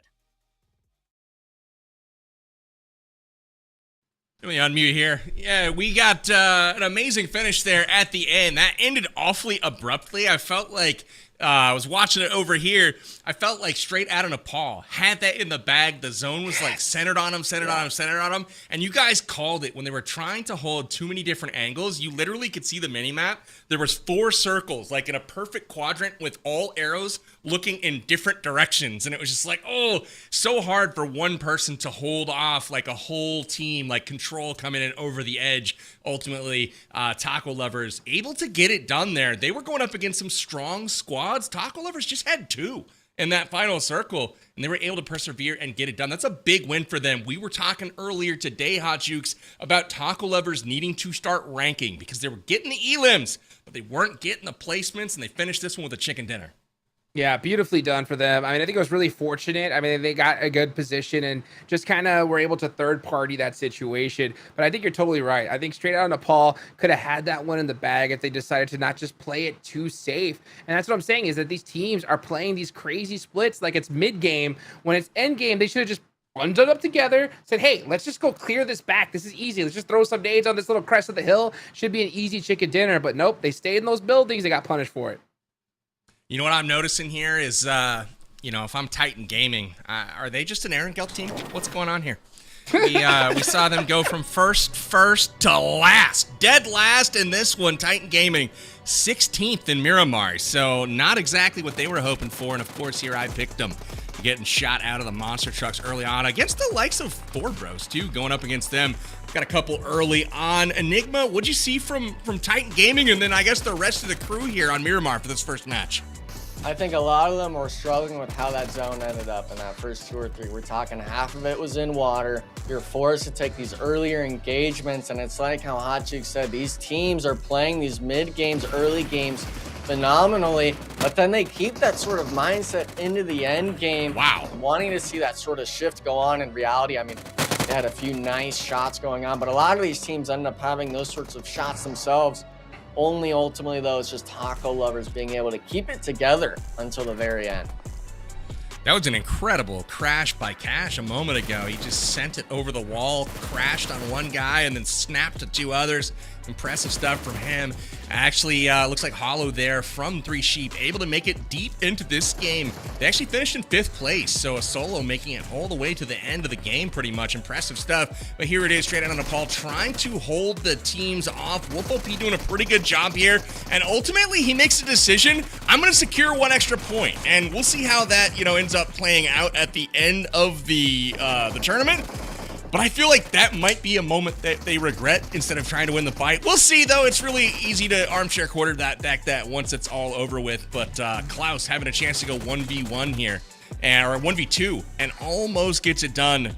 And ultimately, 24K versus Klaus. The nade getting the job done here. Klaus takes a seat, and Taco Lovers emerges victorious in our game number 11. On top of the leaderboards for, I believe, the 2nd time as well. So we're starting to have multiple teams now end up on top, and Taco Lovers getting it done here. Game number 5 of the day. Dauntless in 2nd place. They needed this one big time. But again, Titan Gaming on bottom and Super Lazy Reflex picking up their 4th point of the game, and that's only their 5th of the day. So let's take a peek at the overall standings and see how things are shaking up heading into our 12th and final game of the day. And 2 teams now have cleared 100 points, and we've got a newcomer into the top 3. Super Lazy Reflex down to 5th place, Enigma. What do you make of the top of the leaderboards now? I mean, it's not what I expected, to say the least, in terms of that 3rd place spot, but Team Control and Taco Lovers surpassing SLR. Straight out of Nepal, of course, has been performing pretty well in the eliminations department, but the rest of these squads, I mean, it's a big point gap from 3rd to 2nd, just under 20. And then we go from that sort of 4th place spot down looking at 8th. That's another almost 20 points there. So these squads, they need to hopefully finish off strong in this last game to even have a shot at that top 3 finish going into tomorrow's last few games. But this bottom half, I mean, Dauntless, they did get a few points, but they're still on the bottom half, showing that level of inconsistency, unfortunately, here in the last 2 days. Well, it's really interesting. If you look at the top 11, I think they have a shot at this point to still move on. The top 2 have kind of started to distance themselves a little bit. Titan Gaming way out front right now. We've got Nemesis in 2nd place. Again, they're way out in front as well. But 3rd place, we've got a newcomer to the position in Taco Lovers, and in 4th place, just 4 points behind, we have Team Control. So again, it's definitely not out of reach to get into the 3rd place spot. That's all teams are trying to do to get to Brazil. And again, that's what we're playing for here this weekend. We are almost done with today's action. We got 1 more game left, and then it's all down to tomorrow. That's going to be the big money games where everything's on the line. That trip to the next stage, Hot Jukes, that LAN tournament. Tell us what these players have got to be feeling right now as far as the pressure's concerned. Oh, I tell you what, these teams like in that 11th place position, right, and on up in that area, they got to be feeling the pressure like crazy right now, because I think for them, it's chicken dinner time right here and now, or it's nail in the coffin. I'm not even kidding, because in my eyes, they don't even have 6 matches tomorrow. They have maybe, if they're lucky, 5, because the last game of the day is going to be crazy. There's going to be so many teams that know they're not going to make it, and it's just going to be straight up shenanigans. You cannot rely on points to the last game. So if you know what you're doing, I think that you need to realize that, hey, we got to get a double-digit elimination chicken dinner right here if we want to have a chance. Otherwise, we're not going to Brazil. It's interesting. I completely agree. I'm looking at the standings still. Straight out of Nepal continues to climb, right? They didn't get the chicken dinner last game. We thought they were in a good position to take it home. They didn't get it, but ultimately they put more points up on the board. And I got to say, they've been one of the most consistent teams of day 2 so far. And they're sitting in 6th place right now. They're only 13 points out of 4th. And 17 off of the cutoff line right now. I wonder if they're going to continue to make a move. Again, they clutched up last week in order to even be here. I've really liked seeing their aggressiveness and their style of play so far today. So I've got my eyes on straight out of Nepal as we continue to kind of move things forward. Anything that you noticed on Miramar this first time around, Enigma, that we've got to be keeping an eye on for the second time, or something that a team might want to clean up? Well, for the most part, you're wanting to look at kind of how these teams rotated. I stress it time and time again. These teams are thinking of the same things over and over. Let's break that bubble. Let's get out of that comfort zone and try some sort of rotation that's something new, because we looked at Nemesis. I thought they'd maybe be performing well. Obviously, my eyes were set on Taco Lovers, but Nemesis didn't perform well. Titan Gaming didn't perform well. And you bring back that discussion of consistency. The top three teams all have shown it, and they're doing it over 2 days. Straight out of Nepal, it's great they're doing it today, but are they going to be able to do it tomorrow? Because a lot of these teams, they're consistent in maybe 2, 3, 4 games, but these other teams are in that 6, 8, 9 range for consistency. It's really interesting when you look at the way the rankings shake out right now as well. You've got so many different teams that are all competing. And like Juke says, I think there's got to be a level of urgency right now for teams to go out and get it done this game before kind of looking at the day 3 games. We want to make our note now. Because ultimately there's too many teams that you're competing with in that middle of the pack. It's not just like there's a couple of teams. There's like 7 teams right now shooting for that 3rd place spot. So we'll keep an eye on things. Why don't we shoot for some predictions here for our final game of the day? Enigma, I'm going to start with you, my friend. Who is going to take home our final game of day 2? I called them out just now. Lackluster on Miramar when yesterday they popped off, so I'm going Nemesis on the final match. I'm wanting to see them, as much as I'd like to see a lower team get it, I need to see them get the things together, because I know every single one of those players have the experience to get it done. All right, not Nemesis getting locked in. Hot Jukes, who are you going to pick? Better not be the same one as me. I'm going to go with ICU Gaming. And the reason why is because they need it. They need this chicken dinner here right now if they want to make it a top 3. I think they have an excellent early game, but towards the end, these guys just keep falling apart. And it has to do with these crazy splits. If they could just play together and just go back to like old school PUBG Mobile, hey, 4-man squad, rush a building, I think we can see them easily in the top 3 here, but they need a chicken dinner here and now in order to do so.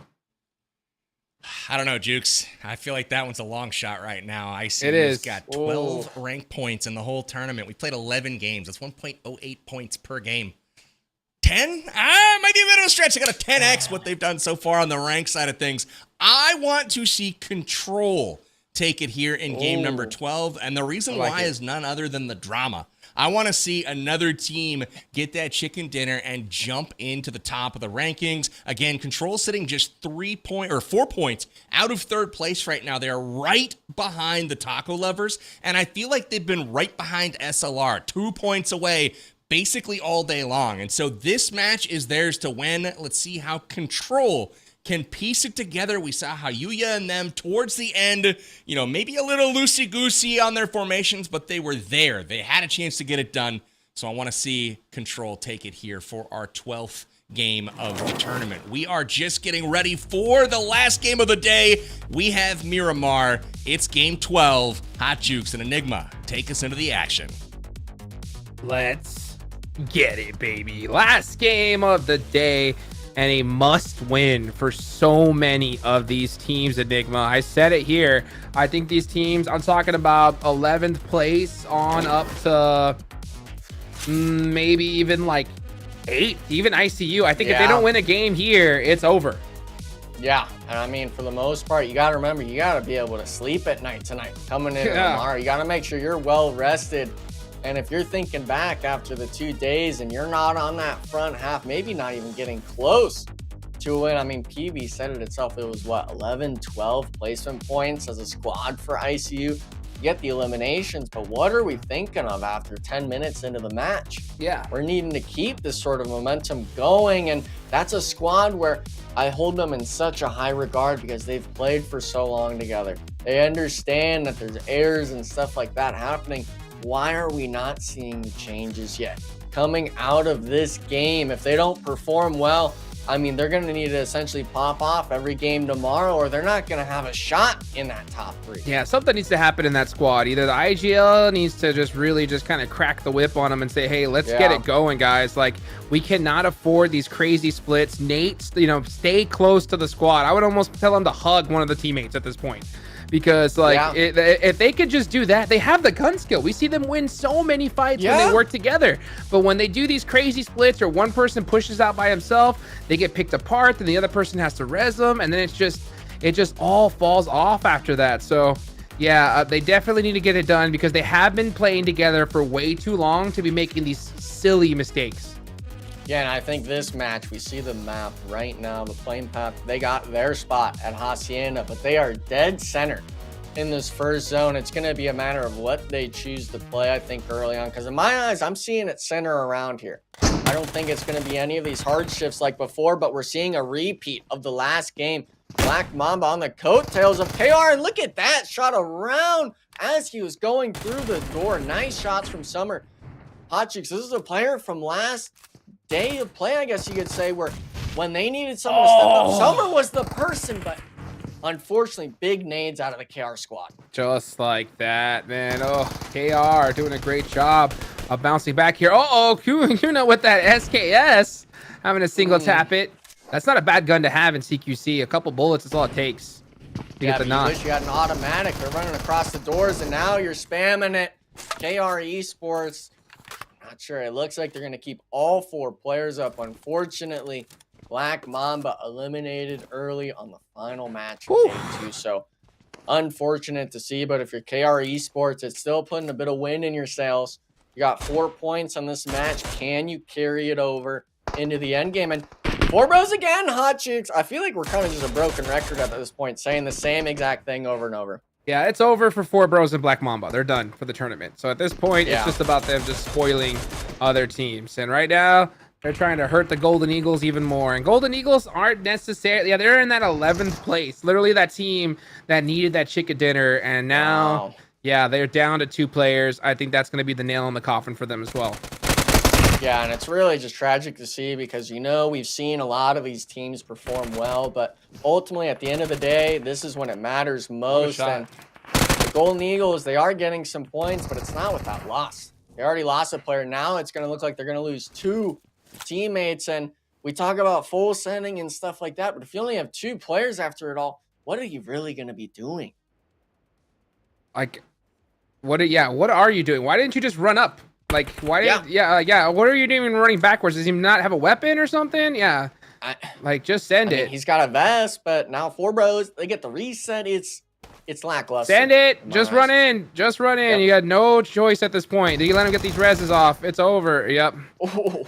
Yeah. Gonna have to make something happen here. Door open. Tries to jump through the window maybe on accident. Okay. Trying to pull off some shenanigans. I mean, they're all low. I could see it happening. There it goes 1. Who's that other one? Maybe 2. But that's 2. Oh! And let's go! That's what I'm talking about. Yeah, shoot those boxes, baby. That's what. Let them know. That's what I'm talking about. That's the play so far of the day in my eyes.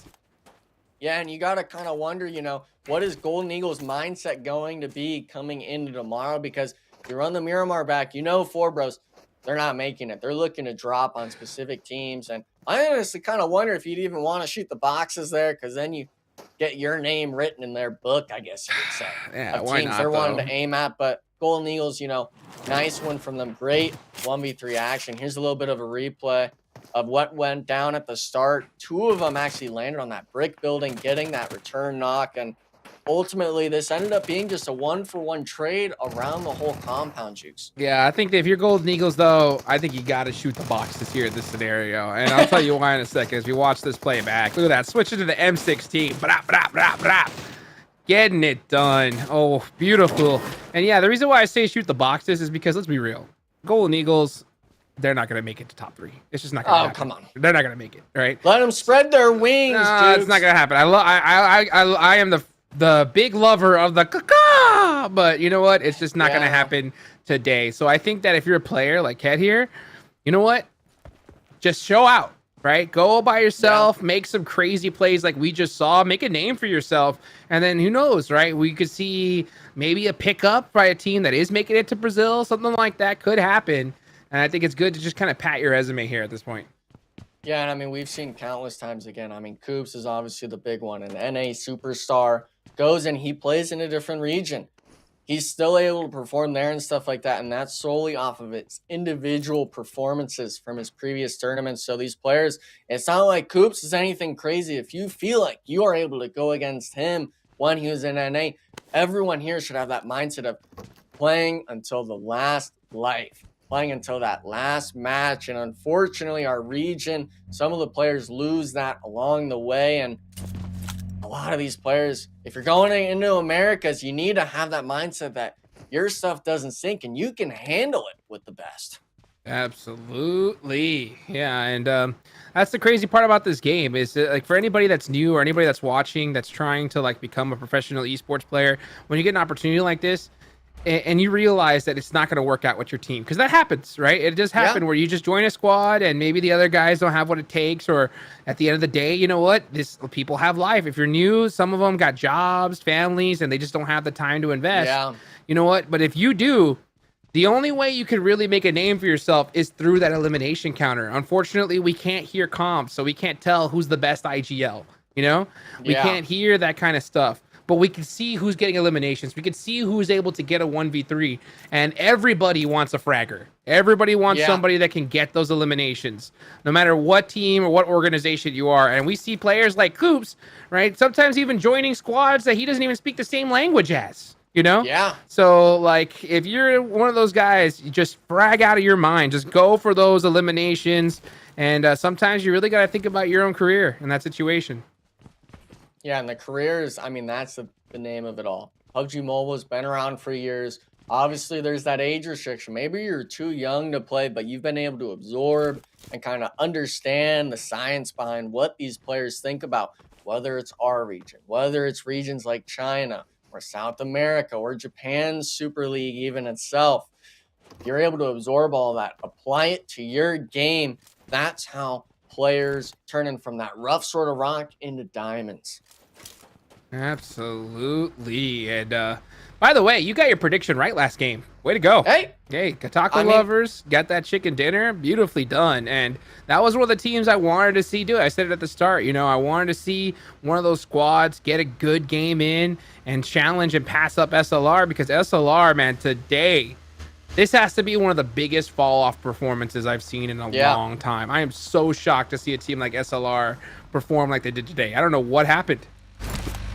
This is an awesome skin, by the way. I've actually never seen this one. Yeah. What is? I've never seen it either. Is it like a snack truck? Yeah, looking like a snack truck with like the octopus on top. That's kind of sick. 24K. Dave and I noted it yesterday. He was skinning everyone's vehicles.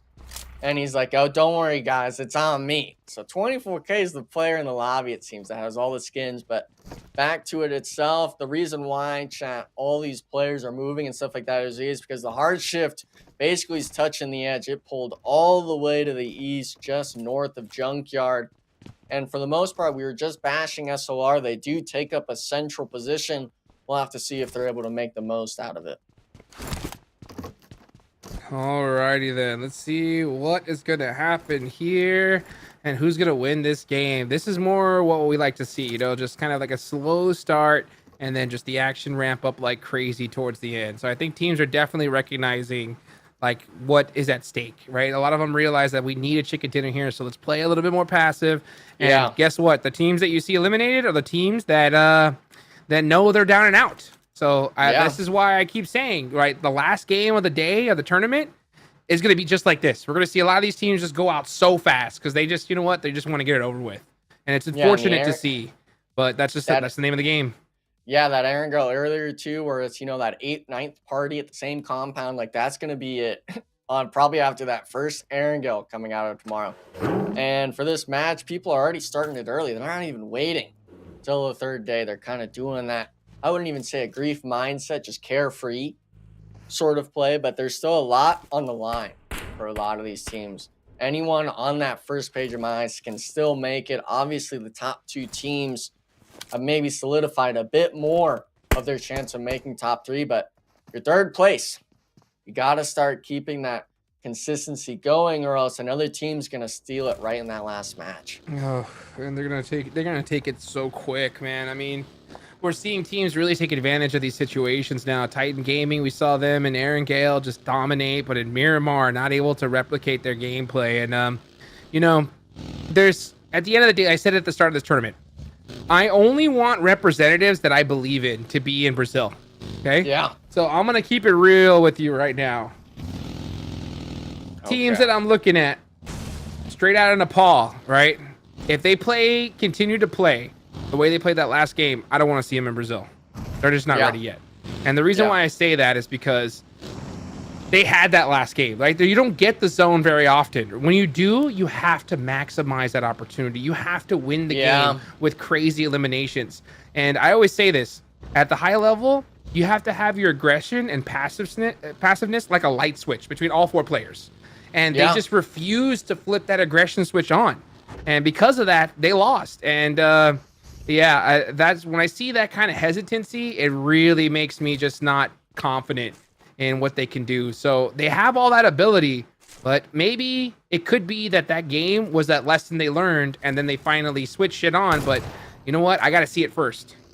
Yeah, and Titan Gaming and Nemesis, they have that aggression switch on a lot of the time, but we see it as well where people aren't able to play that passiveness back. People get a little too over the top, and we can see it here with Dauntless. Rotation into zone completely in front of his squad. There's no way in heck you're getting revived here. You got to cut the losses. Please don't go for the Saving Private Ryan play here. Just leave him there. Play as the 3-man. I get he's in the zone, but look at that. There's 4 players at TP just staring at you. Oh, boy. Well, let's see what's going to happen here as Dauntless, start to put those shots onto the Panthers. Dauntless and the Panthers are so close together. Both of them really need this chicken dinner.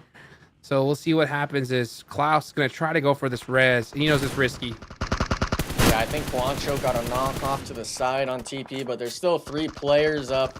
I'm not sure if Dauntless will be able to get this reset off. And Klaus, I mean, he's trying everything he can. He's throwing smokes in front. He's throwing smokes on the body to try to get the reset, but looks like he is going to finally make it to the car. It is blown up, thankfully, so he doesn't have to worry about getting off the revive here yet, because 10 seconds is a lot in a lot of this play zone. And I mean, we're talking wasted meds, armor, utility. Look at this. He doesn't have any smokes actually left. He sure doesn't. No smokes at all. Oh, things not looking too good as Klaus. Wow. I thought he was going to be able to get out of there. He's not. Payne's going to get thirsted. So they are going to end up losing that player. And it's little plays like that make or break you. And that one play right there could be literally them going to Brazil or not. Yeah. And I mean, that's the squad where they've had a few good games, but they've really fumbled. Klaus now being the next one, knocked that stellar player on the squad, but they drive, they get the reset, but then they go straight over the hill. They didn't even know KR Esports was behind them either. They knew where ICU was, but really just making questionable decisions. The zone shift does happen. It centers up in the center, Chooks. And a lot of these teams that are on the edge are already down to those duos, those trio squads against these 4-mans that have been able to play that reserved way. They're able to kind of come in and be like, yeah, we're the big dogs in the lobby right now. Well, let's just see how the big dogs are going to bark here in this scenario, because you got to still finish the game, right? You can't just let off the gas. And you can see Titan Gaming are doing exactly that. 5 eliminations so far. They are a shoe-in for Brazil. So at this point, Titan Gaming need to play this tournament as though they are already there at the next stage. Like, that's the best advantage of being so high up on the leaderboards. You can practice. And I'll tell you what. This is not a scrim. This is a tournament. So everyone's playing their absolute heart out. So this is the best practice you could possibly wish for. So Titan Gaming, I would not be shocked to see them try something different. You know what I'm saying? Like maybe if they do an unorthodox push or, something like that. I would actually be happy to see that, because I would see them, just trying to put in some work for what's going to happen. These splits, though, they don't need to practice that, in my opinion. Yeah, they got to kind of work on that. I think just 4-man play together. They're good at doing these little 2-2 plays, but as soon as one of them gets caught lacking, the other one soon follows, and it all kind of just fumbles apart. So these squads right now, they're kind of having to work against themselves. Nemesis, unfortunately, not being able to fight in zone. KR Esports, the team that's actually matching Titan Gaming right now with 5 eliminations, putting the pressure on Nemesis. Oh boy, Berlin getting knocked. Nemesis not looking good as they're down to just Spec. He's gonna try and drive off into the blue zone, getting shot at, not looking good. And Spec maybe even, actually rotated to go for the res. Wow, and he might just get it off. Yeah, I mean, he's not making it in the open. He realized he has a bit of time left, but he just had his teammate get knocked there. Look at the Kobe's coming down. They're all doing damage. You're needing one bad bounce to go your way to get it going. And look at that. I mean, it's still just raining down. Just Not push. in zone. And, Just push. and all of them hit the vehicle. Are you even going to be able to take that into the zone, Jukes? KR, just push. I don't know why they're waiting here. Like, just push it and clean these out. Like, that's crazy to me. All right, now they're going to try to get these shots off, but they let them live for too long, in my opinion. Let's see if they can pop them out the vehicle. Oh, that was a headshot. That was nice.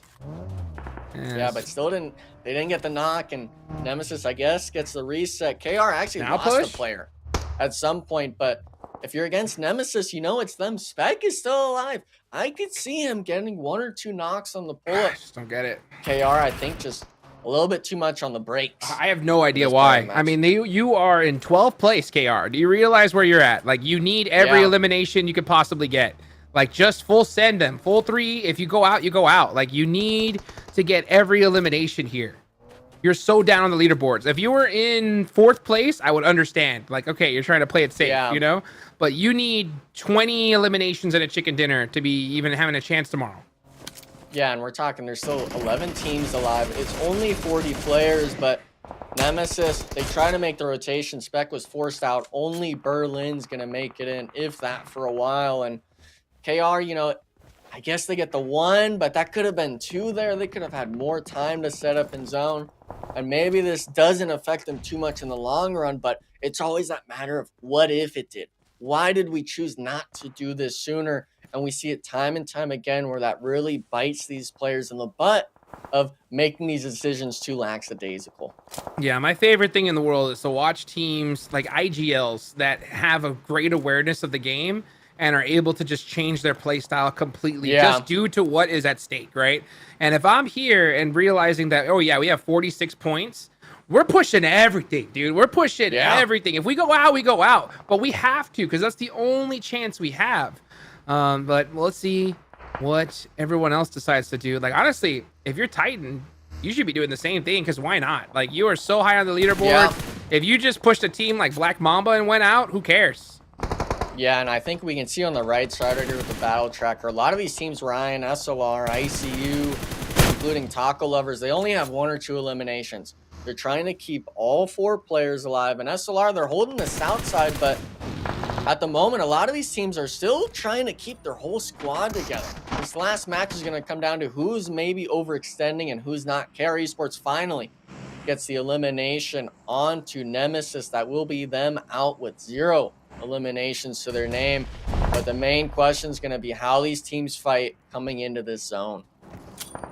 That is definitely going to be the question. And let's just see how that is going to go down here, because things are definitely starting to look interesting, as we're going to see Kindness from Super Lazy Reflex. Maybe SLR finally decided to show up here, as they have 3 eliminations so far, looking real good. Here comes the push on Reality. Koi up front. Where is their 4th player? Why is he over there, baby? Overwatch, I mean, I don't even know if he's going to get shots down. Reality's backing up, and SLR, when you start peeking over the hill, the Overwatch is useless. They're going to leave him. They're going to go into zone. I mean, and he's not even in center zone. Nothing, but I guess that's better than nothing. I mean, I'd rather have him be able to support his team, but not finding knocks on a Titan Gaming, it's a lot of too many question marks. I don't get it. Okay, yeah, he blew up the vehicle, which is great. All right, now you got to put some pressure on Titan Gaming. Do you have a vehicle to even get down at this point? Like, that's my question. I mean, hopefully he's a goat or something, you know, but for the most part, SLR now, though, is looking to take the aggression onto Reality still. The zone is close enough for them to peek over, but if Koi is giving the opening, thankfully Kindness is there next to them to get to that return knock, but SLR, they're all stuck on the edge. You always have to worry about the third party at this point. That is correct. You gotta worry about it. Let's see what happens here as Kindness goes down. White Ellie trying to get these reses off, and that's exactly what he's gonna do. So let's see. He's gonna be able to focus now onto Pain. Oh, spotted him, got him. Nice. So yeah, take that point. You need every single one you can get. Yeah, looking a little sloppy there, but they will be able to keep all 4 players up. They actually have 5 eliminations to their name. We can see on the top right of the screen that the zone isn't too far away from them either. It's a matter of if they choose to try to regroup with Juan on this eastern side, or if they try to just kind of condense on the south side. But a lot of these teams, it's centered up, meaning everyone on the edge. I'm looking at ICU, I'm looking at Taco Lovers, and I'm looking at the Panthers. Gonna have to start making the move in.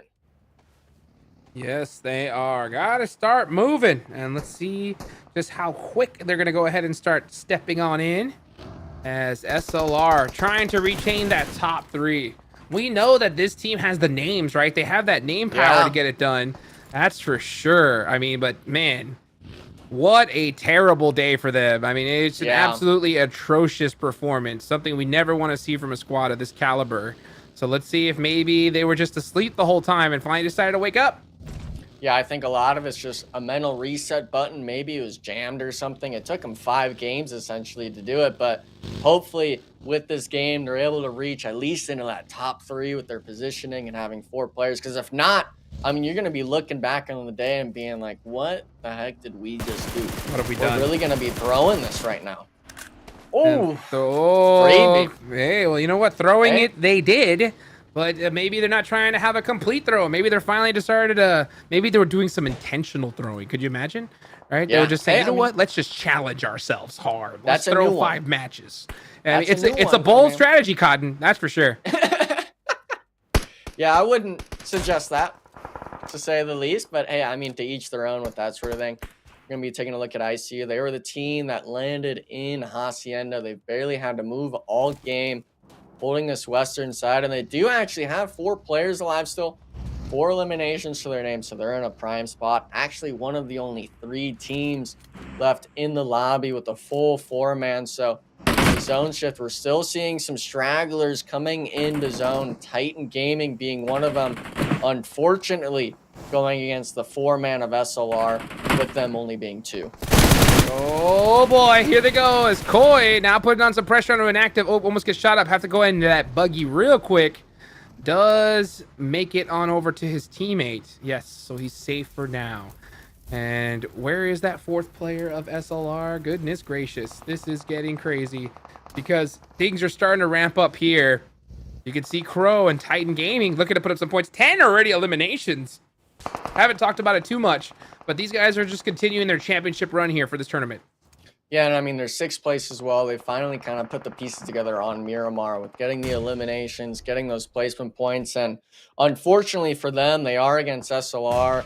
Does have the utility usage and active, actually down to 1 HP as well. The mollies come through as well.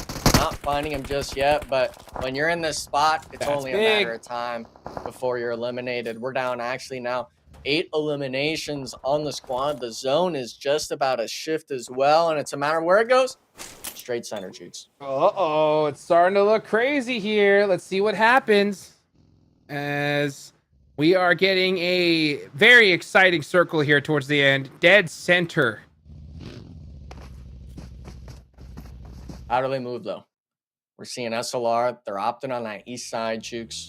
ICU's on the west. They haven't noticed just yet with the Panthers just to the north. And I'm looking at Taco Lovers right now. They're the team that's ISO'd out. They have no way into the zone. Who are they going to decide to push? That is the question. Who are they going to decide to push? Indeed. As we take a look now, Melatonin looking off to the side here, not able to spot nothing. The Panthers, man, they need this win bad. Team Control. That's the team that PB picked, I believe, right? Let's see what they can do. And ICU Gaming still alive. That they do have, I believe, 1 player. Oh, actually, Nate gets a nice knock there onto Sheep. That's a huge one. Yeah, but the big thing is it's yet again ICU, the spearhead player, getting knocked. SLR as well. They had control of all that southern side, aggressing onto ICU as they're getting the reset. So it's a matter of, does SLR have the utility still? If they do, and you're ICU, you're going to be put on the back foot. You got to worry about Taco Lovers now coming up behind you, as well as SLR peeking over and really raining terror on your squad. Let's see right now as Papi Tristes just trying to clear his back. That is the thing you're supposed to do right there. You always want to clear those edges out just to see if there's any stragglers. Okay, now realizing that there's not, needs to start focusing on inwards now. Let's see what happens as ICU is definitely in a good position here. But SLR, I mean, they have this spot. They should just continue to win this game, but they got to focus everybody on one person instead. Oh. Kindness going off to the side gets knocked, and now that opens the door up for these teams. Yeah, and it's a matter of if Juancho gets knocked here or not. He's got to be the one that gets the reset, and he's got to get this either finish or a knock with utility himself, but doesn't even look like he's peeking the hill at all. ICU just forced to kind of turtle up on the edge, and look at this. SLR still is holding this spread against all these teams. The high ground is just raining terror on everyone, and unfortunately, it's just a matter, I think, of when ICU is going to get punished or not. Let's see what they could do. They're not out yet right now. If one of the teams pushes SLR, ICU could third party, but they have to really hope for that situation to happen, because right now the Panthers and Team Control are fully locked in on each other, and rightfully so. Meanwhile, you got Juancho there looking at that off angle. Does he spot one of the players? He did see something, but misses the mark here. So here comes SLR on that other corner. SLR spreading out. They're gonna rock a 2-2. I don't think you can hold above ICU anymore. With the Panthers cleaning up that fight, you got to kind of rotate around and pick your battles, because look at this. White Eulogy, they have overview of ICU if they were to aggress even further.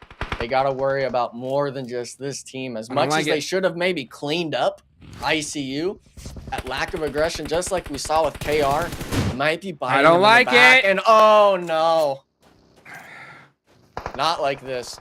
I don't like it for this reason. It is just too hard to hold these splits against multiple squads that are hoping to find one little pixel to get an advantage, and the Panthers destroying SLR. Only one player up left, and here comes ICU to try and clean it up.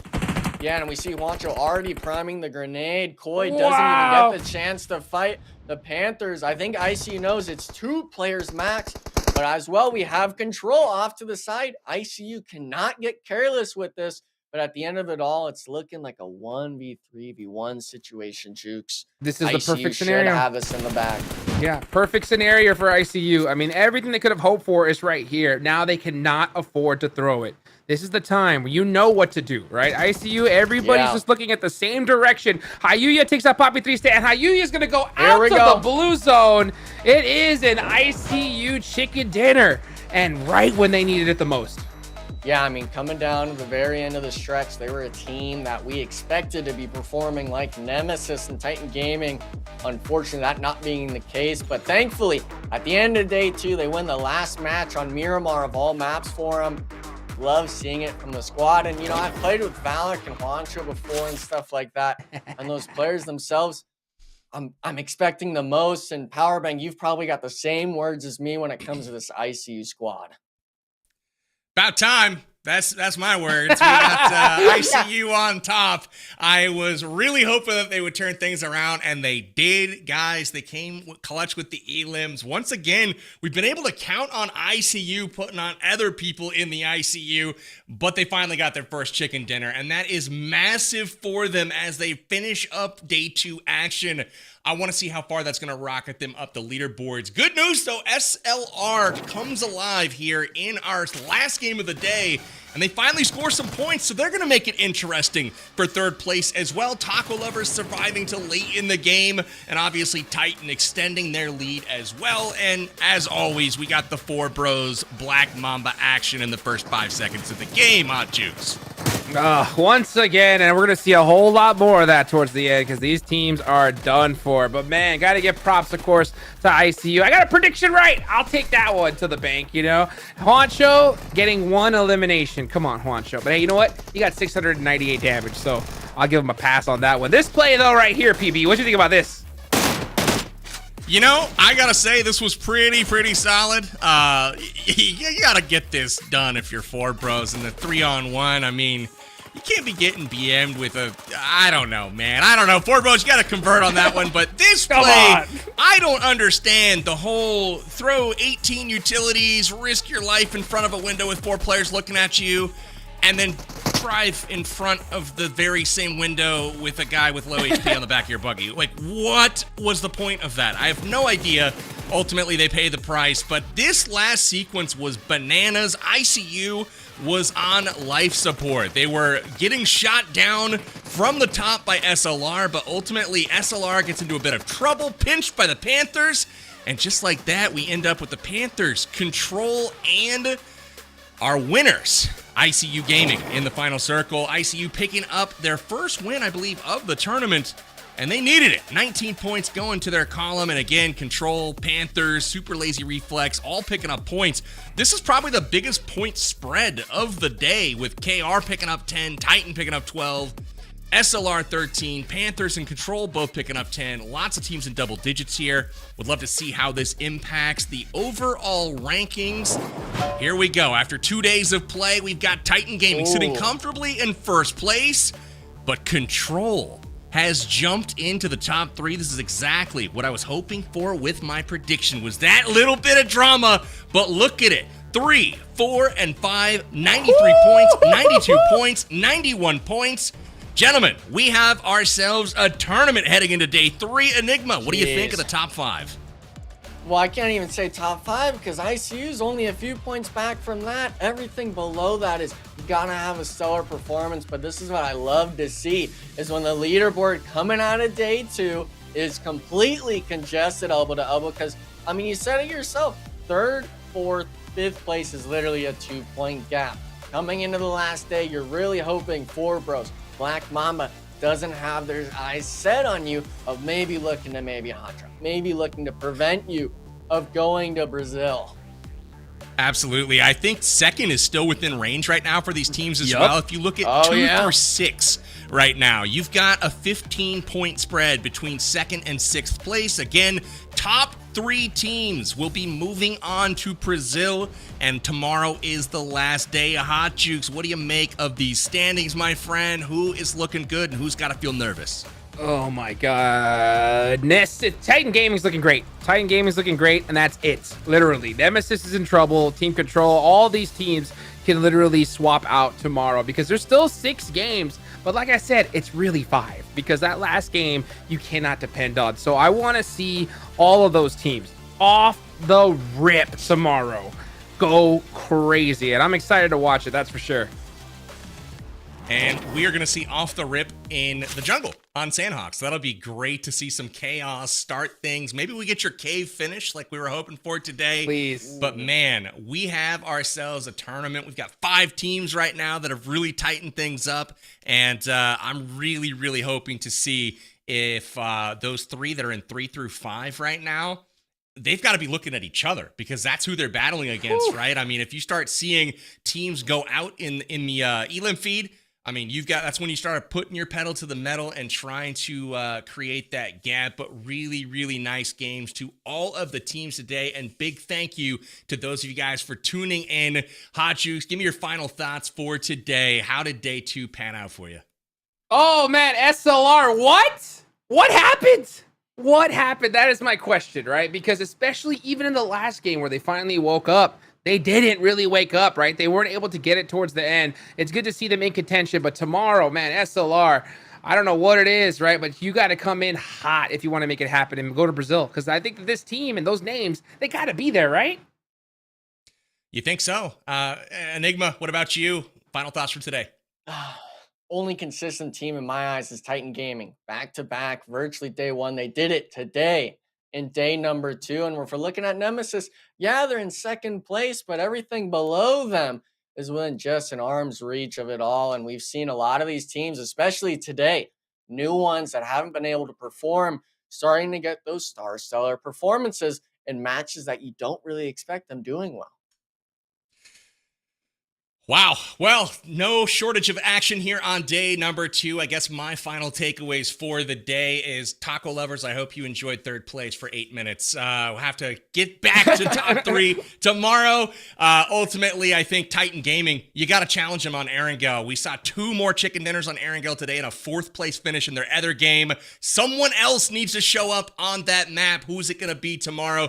Big thank you guys for tuning in. And obviously, make sure you guys are following PUBG Mobile Esports on on social media for all the latest updates and recap of the action. We'll be back tomorrow for the final day of the PUBG Mobile Super League North America qualifiers to see who the top 3 teams from the region that will be sending on to Brazil next month. Thank you for joining us. Make sure you clock it in tomorrow. We'll see you then.